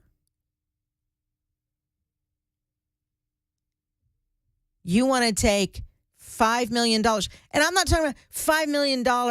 That's it. It's $5 million per person that would be eligible to receive it. And they would want to direct funding to target community issues like housing and education disparities and the racial wealth gap. Forget racial wealth gap. What about, again, support staff at your schools who are important also to a child's education? Would you not agree? Now, I'm not saying that a bus driver should make $80,000, $90,000, $100,000 a year. But I would think they certainly deserve, in California, more than $25,000 to drive that bus. And wouldn't you say that you're putting the life of your child in the hands of a bus driver? Aren't they important to your child's education to get them safely to and from school every day? I never ate cafeteria food in my school, but a lot of people did, and a lot of people still do. Wouldn't you say that cafeteria worker is important to your child's education? Feed them.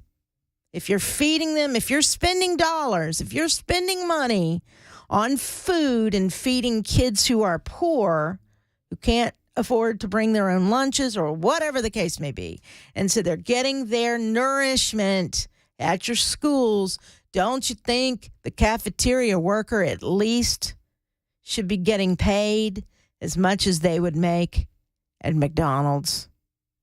Or what, I don't know what burger joints they have in California. In-N-Out. There you go. Jinx. Yes, Jinx. You owe me a Coke. Or do I owe you a Coke? Somebody owes somebody a Coke. Well, I'll get some Coke. I'll get some Coke or Dr. Pepper. At any rate, my point is, why are you even considering spending state taxpayer dollars on something like this? $5 million to eligible recipients? I mean, how many would qualify for $5 million?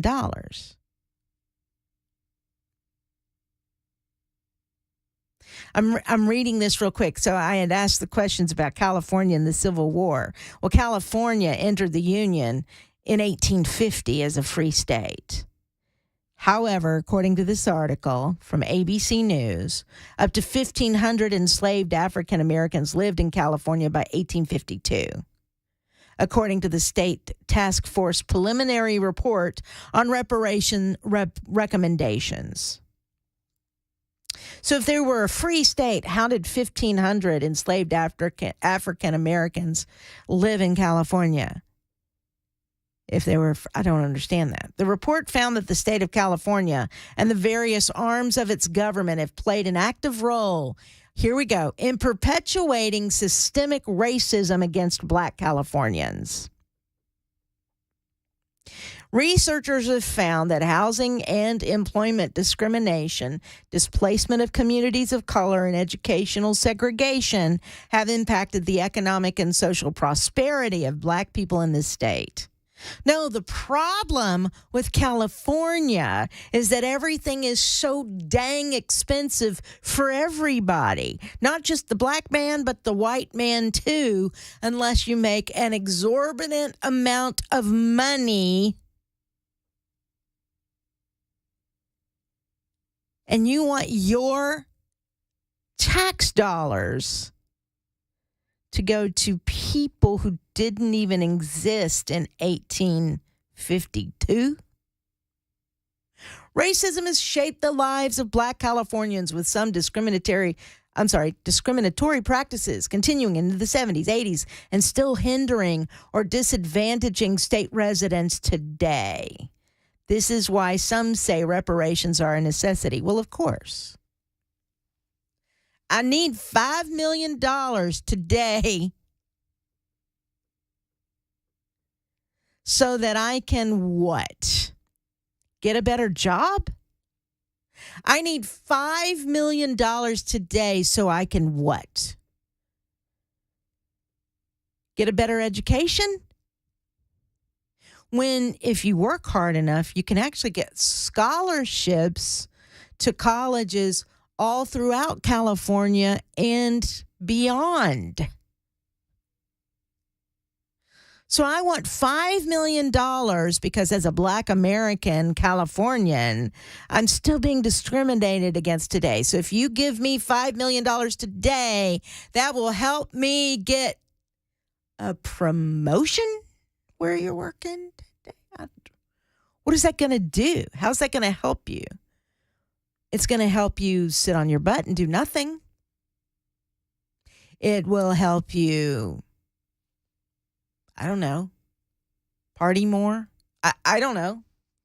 Buy a Cadillac or a Mercedes or I don't know what the expensive cars are these days. I'm driving my Honda.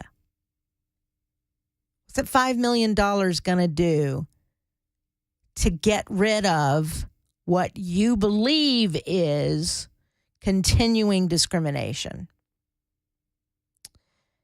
And if you're talking 1,500 people, if you're talking about compensating those families, in their family line, how much money is that? I can't do math. Somebody put a calculator to it. 5 million times 1,500 is how much money? And it won't stop at 1,500. Come on, guys. And yet your cafeteria worker is white or black or yellow or brown, whatever. The cafeteria worker can't make a decent living and is stressed to the max, working 2 and 3 jobs because you're not paying a livable wage in your schools to these workers. Does this make sense to anybody? Not to me at all. Strange. Bizarre. And that's the way of California, is it not? It is 11:20. I am Pamela Furr, in for Michael Delgirono. 737-9986 is the super text line. We'll go through some of those super text here in just a moment. Stick around. More to come on Super Talk 99.7 WTN.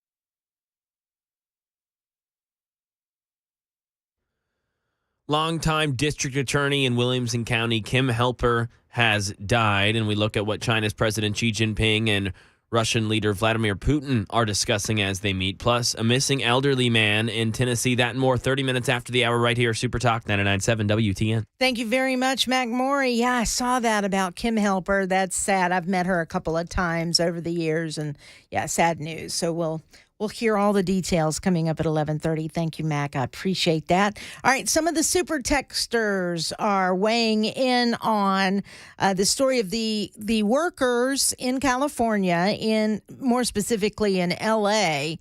School workers are striking right now. They want more pay, better wages, etc. And I guess they want more full-time pay and full-time hours. You've got bus drivers, you've got cafeteria workers and the like. And our friend Kathy, who texts quite often, said that actually, Pam, the average is $25,000 per year for part-time work. I would be curious to know what the hourly rate is on average. A school bus driver probably isn't driving 8 hours a day. Now, that's probably true. And yes, some of this is indeed part-time work. They're just wanting more money. And I would say this, I would still, whether or not that is average, across the country, an average rate for a part-time employee, I would still say if you are dog set on spending taxpayer dollars, then spend it on your schools. And I don't mean admin fees. I don't mean so the superintendent can make a buttload of money. I mean spend it on your workers and your cafeteria people and your SROs. And there's a whole list of people and your teachers that could benefit from a raise rather than reparations to people who weren't even alive and to a state that wasn't even a part of the Civil War, that didn't own slaves, for crying out loud. This is insane to me. It makes zero sense. And then Kathy finishes it with the average hourly wage. I think she looked it up. For a Los Angeles school bus driver is $23.92 an hour, which is 37% above the national average.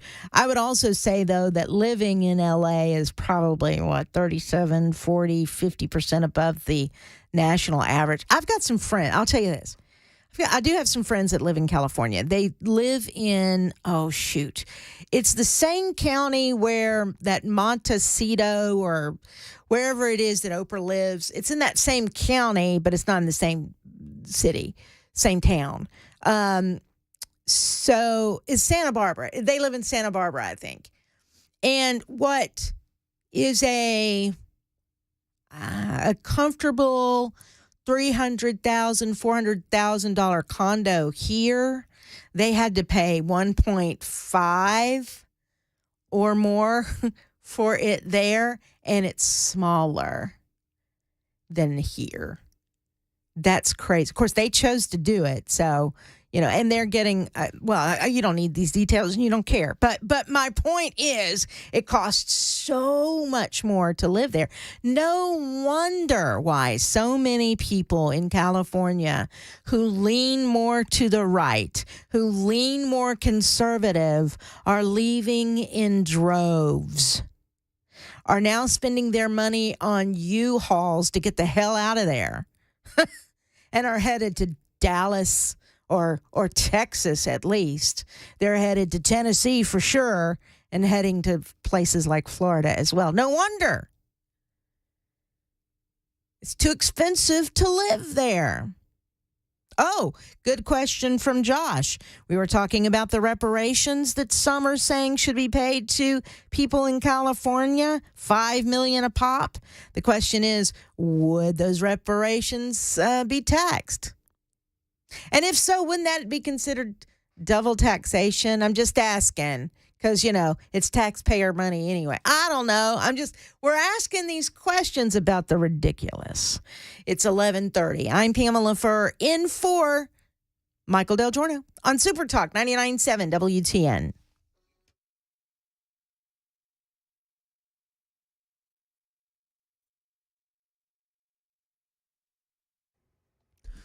.30, I'm Mac Maury with your top stories right now. 52 degrees in Nashville. A chance to see that 60 mark, high of 59. We'll see what happens. Full weather forecast coming up in just a few minutes.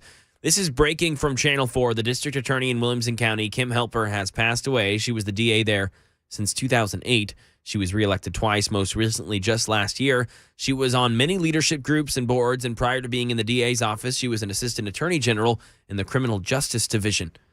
China's President Xi Jinping continues his first visit to Russia since the Ukraine invasion. Brent Clinette in Hong Kong says the relationship is important to both countries. Russia needs China politically, but also economically. You know, it's burnt all of its bridges with the West, and now China very much has the upper hand here. China, at the same time, is the senior partner, but China is very happy to buy Russian commodities and also present an alternative anti-U.S. version of the world order. Right now in Tennessee, the Tennessee Bureau of Investigation has issued a silver alert for 69-year-old Alfred Crawford. He's been missing since yesterday. Crawford has some medical conditions that make it a little more difficult for him to make it home by himself safely. He's 5'11" and weighs around 220 pounds. He was last seen near McCampbell Avenue. He is one of the 4 missing adults right now in Tennessee with active silver alerts. And that is the latest news. Weather's next. I'm Mac Maury, WTN News.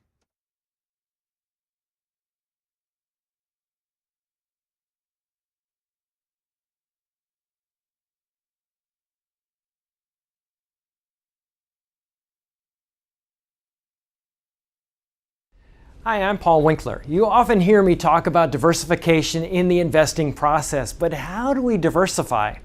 Well, we look for things that move in dissimilar fashion historically. Some of those market areas might be really small companies or really large companies, or very growth-oriented companies or value-oriented companies. One of the things that we find is that when we diversify between these various segments, we can reduce the volatility of the portfolio because they don't move in tandem with each other historically. Now, we can do that in U.S. markets, we can do that in international markets, and in emerging markets. And when we can dampen that volatility, we can help get ourselves a little bit of a better outcome as far as knowing what we might likely have in the future, or how we can take income from our investment portfolio. Now, we also want to add fixed income or bonds to the mix as well. Now, if we know that we need to do this, what's the best way to do it? Well, one of the things that we often teach is this concept of market efficiency. This won the Nobel Prize in economics as well. And it's the idea that if I'm investing in, let's say, small value stocks, if we look at professional managers and their ability to say, hey, should I have this stock or that one, and picking companies or areas of the market, we find that they typically get lower returns than the market does on its own. They just add expense and they can add a lot of volatility.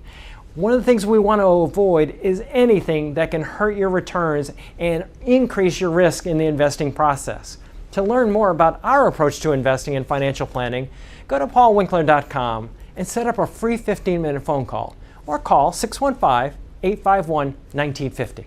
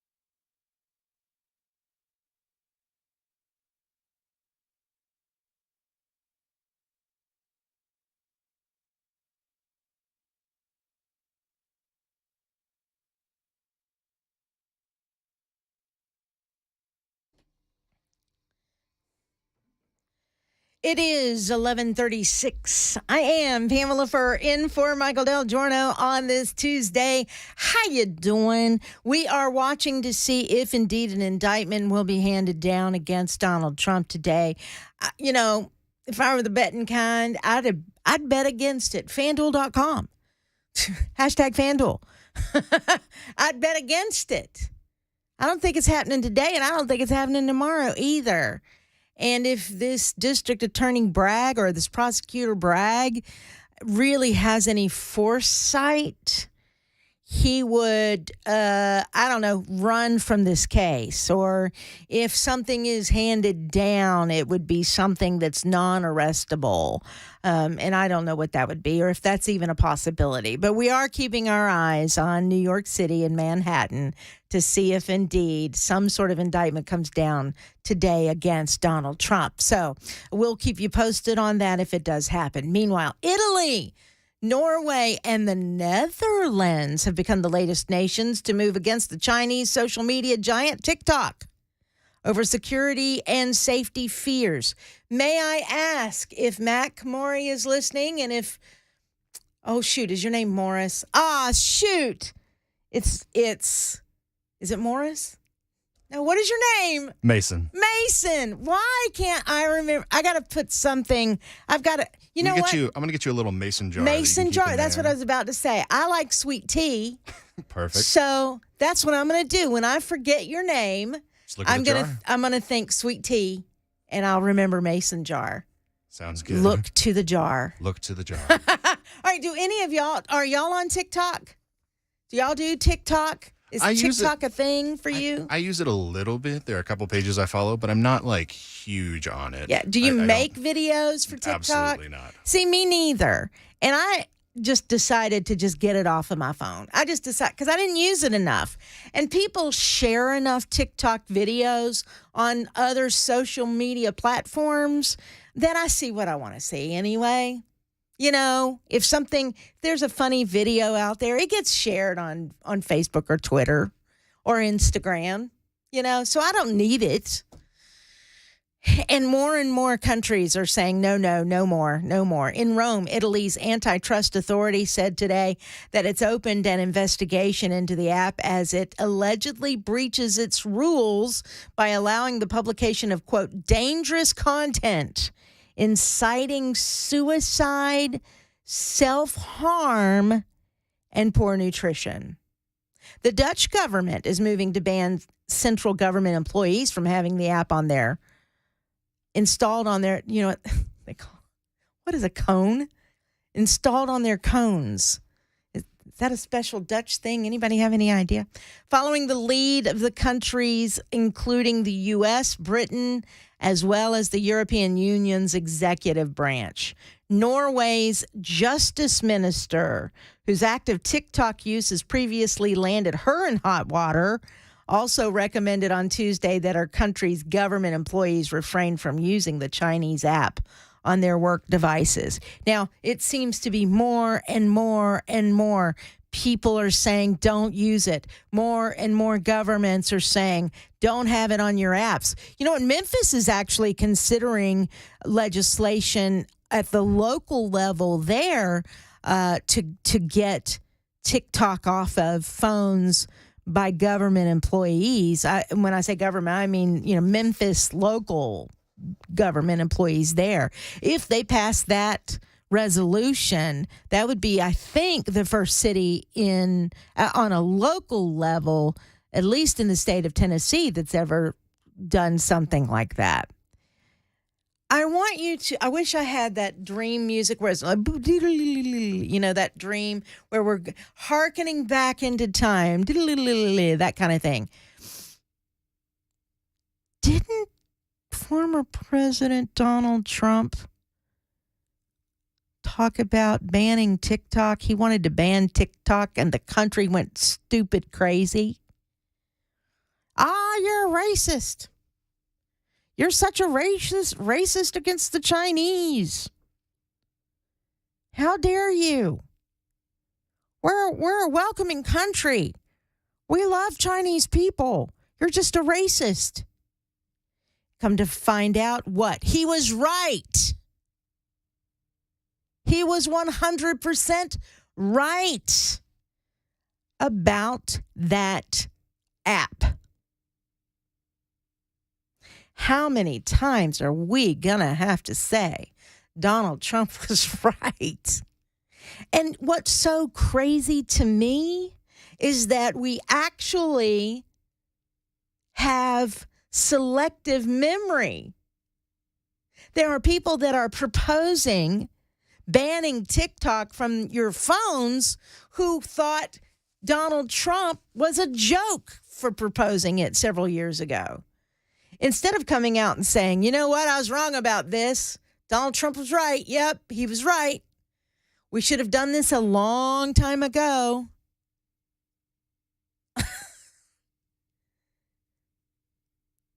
What? I wonder if it was the vaccine that caused them to lose their memory. I did not say that out loud.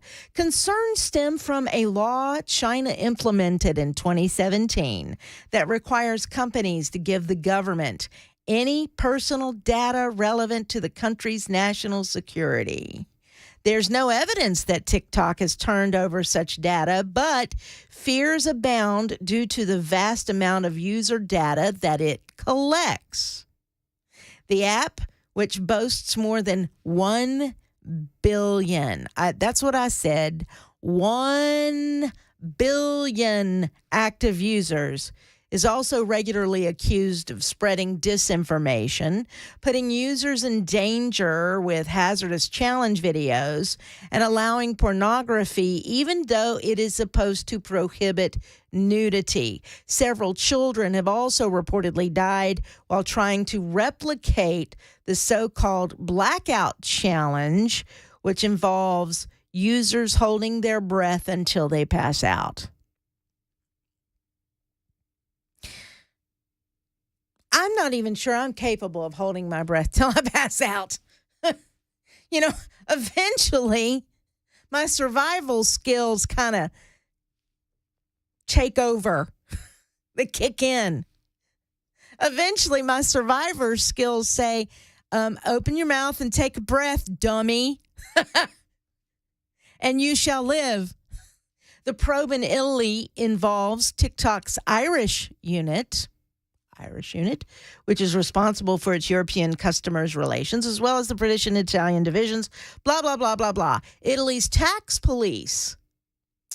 I'm learning a lot of things about foreign governments in this article. By the way, the article can be found on Daily Mail, which I absolutely 100% love. It is my go-to every single dang day. I even get Daily Mail news alerts to my phone. But I'm learning that Italy has a tax police.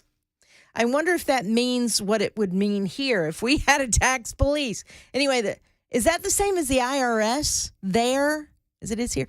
The tax police visited the Italian headquarters of the app on Tuesday. TikTok denied wrongdoing, said it would cooperate with the investigation. The Italian authority said on the platform there are numerous videos of young people adopting self-harming behavior, such as the recent French scar face marking challenge, which has become viral. French scar face marking challenge. All right, now, for just 1 second, let me just do this. I'm more concerned about TikTok and China and the data collection from China, because these challenges aren't just through TikTok. These challenges were going on Snapchat. These challenges were going on Facebook and Instagram. You know, they were everywhere. So this isn't just TikTok where you can find these things. Stupid is everywhere. Dumb is everywhere. So for me personally, I think you got to separate. It's social media in general that has been a detriment to just about everything that we do, even down to our posture. I mean, we're certainly not addicted to texting people, are we? With our phones. I mean, I've got my phone right here. I do have withdrawal symptoms when my phone is over there or, in my purse, not near me. Or if God forbid, I leave it at home and don't have it for, 2 hours, 3 hours, 4 hours, I get a little shaky. I get the DTs, as they used to say back in the day. I get a little, jittery. Where's my phone? Where's my phone? It's not because I'm addicted to text messages or calling people. I'm addicted to social media. I admit it. It's true. I have to do it in my work, but then I don't put it down after work. I need to see what's going on. Nosy girl needs to know. That's all of us. And we've gotten to the point where we're looking down at our phones so much, it's affecting our posture. It's affecting our mental health. All of us, not just young people, all of us. We're not moving like we used to. Our eye strain is off the charts. And again, our mental health, not just young people, our mental health as adults continues to suffer because of it. And it's not TikTok, it's all of them. And we've lost the ability to say no when it becomes a habit and then an addiction. We need to start taking some responsibility so that it doesn't continue to cause us all problems. And if you've watched, I'm going to say it because I am on the Michael Delgirono show. If you've watched The Social Dilemma, if you've watched that documentary, you know that it's deliberate. They want you addicted so that they can sell ads to you, and they can personalize ads to you so they can sell more, make more money. It's all, the basis of all of it is not about communication. It's about money. Right? I think I'm right on this. So that's the latest on TikTok and another country, one more country saying we don't want TikTok round here. It's 11:50. Pamela Furr in for Michael Delgirono. We'll wrap up the program in just a moment, and Matt Murphy will be in here at noon on Super Talk 99.7 WTN.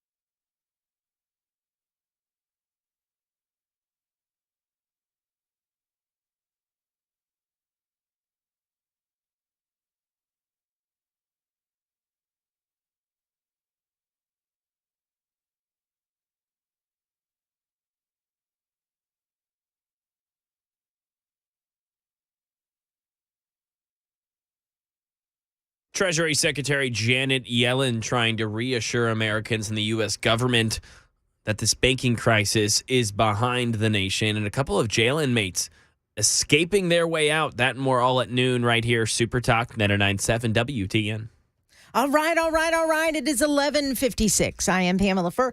I am a lucky girl today because I am surrounded by all these beautiful men. So I've got, Mason. I did it. Nice. I have not been able to remember his name all day, and I got it. You know why I got it? I remembered the jar. Iced tea. The iced tea, man. So Keep iced tea in a mason jar. We've got Mason. Turn on this man's mic over here. If Should you be on. Oh, there's the are one. you got it? You got it? All right. And then Hey, we've got Hey, Mac Morey over there in the newsroom. Chris Webber just walked in. You know, I mean, he's a stud right there. And I can say that because his wife's a friend. The studliest of the studs. Studly of the stud. And I say that because it's true. I don't care if his wife's listening or not. And then, of course, Matt Murphy has walked in. Hello, Matt Murphy. You know, this is the first time I've had the opportunity to sit over in the guest chair. Yeah. This microphone's embarrassing. Look at it. Well, is there all duct broken. tape? Well, there should be. Well, What did you do? Who threw it? That's I don't know. That's Who got probably- mad and threw it? probably That's what upset- happened. Probably upset somebody. Was it Cameron's usually on that mic with you, your friend Yeah, Cameron Smith? Cameron Did he get Smith. mad? He's bad talking Trump. Because he has such a temper. Smack He talking gets Trump. really loud Yeah, that's right. That's and right. passionate. Yeah, anyway. Well, what's coming up on your show? Now, I know we're on, what should we call it? Jail watch? Handcuff watch? I think the theme song, of course, should be Bad Boys, Bad Boys. Yeah, I get that. I heard you play what that you this gonna morning. That's do, good. That's what good. you going to do when they come for you. But look, I said this earlier. I don't know where you stand. I've been in Tony Robbins land, so I haven't been able to listen much. So I don't know exactly where you stand on this, but I think this is much ado about nothing. Hold on a second. I feel like Tony Robbins land has a lot of like flip flops and beach sand. I mean, is that right? Well, he That's the does way it live in feels. Fiji. That's what I figured. You know, Yeah. no, it was great. All right, real quick. All right, as we transition, You're so excited about this. I am so excited. thing It was that you're doing. fantastic. You It was showed a picture. There's like 80,000 people or something. 30,000 people on a freaking Zoom call. Can you believe that's some? To me, I'm just blown away by that kind of technology. I just want a rubber band to fix this microphone. That's all just you're 30,000 asking people for. on a Zoom call. That's incredible. No, it was great. And yeah, it was 30,000 people. I got to speak to people from Iran, from Italy, from Brazil. It was very cool. I loved that. And then, of course, you know, you have your warrior yell. Are you ready? Yeah. Ah! Yeah. What do you think? Is that good? Do I sound fierce? Ah! Oh, yeah. So I've got that going for I me. only yell like that when I'm smacking on Andy Ogles. That's a joke, Andy Ogles fans. Has he been on your show yet? No. Just checking. I'm not holding my breath on that anytime soon. But to answer your question, I'm going over we're going to dive deep into the DeSantis Trump because DeSantis threw Trump level shade. Yeah. And Trump did not like it, and he smacked back And that's at why it. he smacked back. But it was actually a very class. I thought it was good. It's kind of a classy way to do it. DeSantis did. And you're going, oh, wait a minute. I think he just punched him in the face with his words. All right. Yeah, the Matt Murphy Show is coming up next. Stick around on Super Talk 99.7 WTN.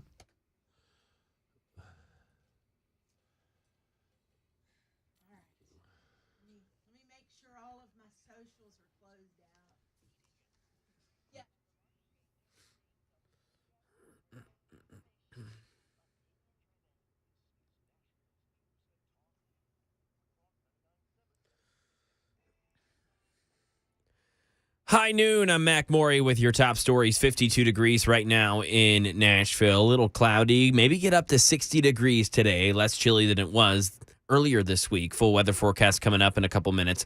Treasury Secretary Janet Yellen reassured Americans the U.S. government is resilient and ready to take the appropriate actions to guarantee the health of the banking sector. Im Nguyen has more from the nation's capital. Treasury Secretary Janet Yellen reassured the public the banking system is resilient in her remarks at the American Bankers Association summit in Washington. Our resolute commitment to take the necessary steps to ensure that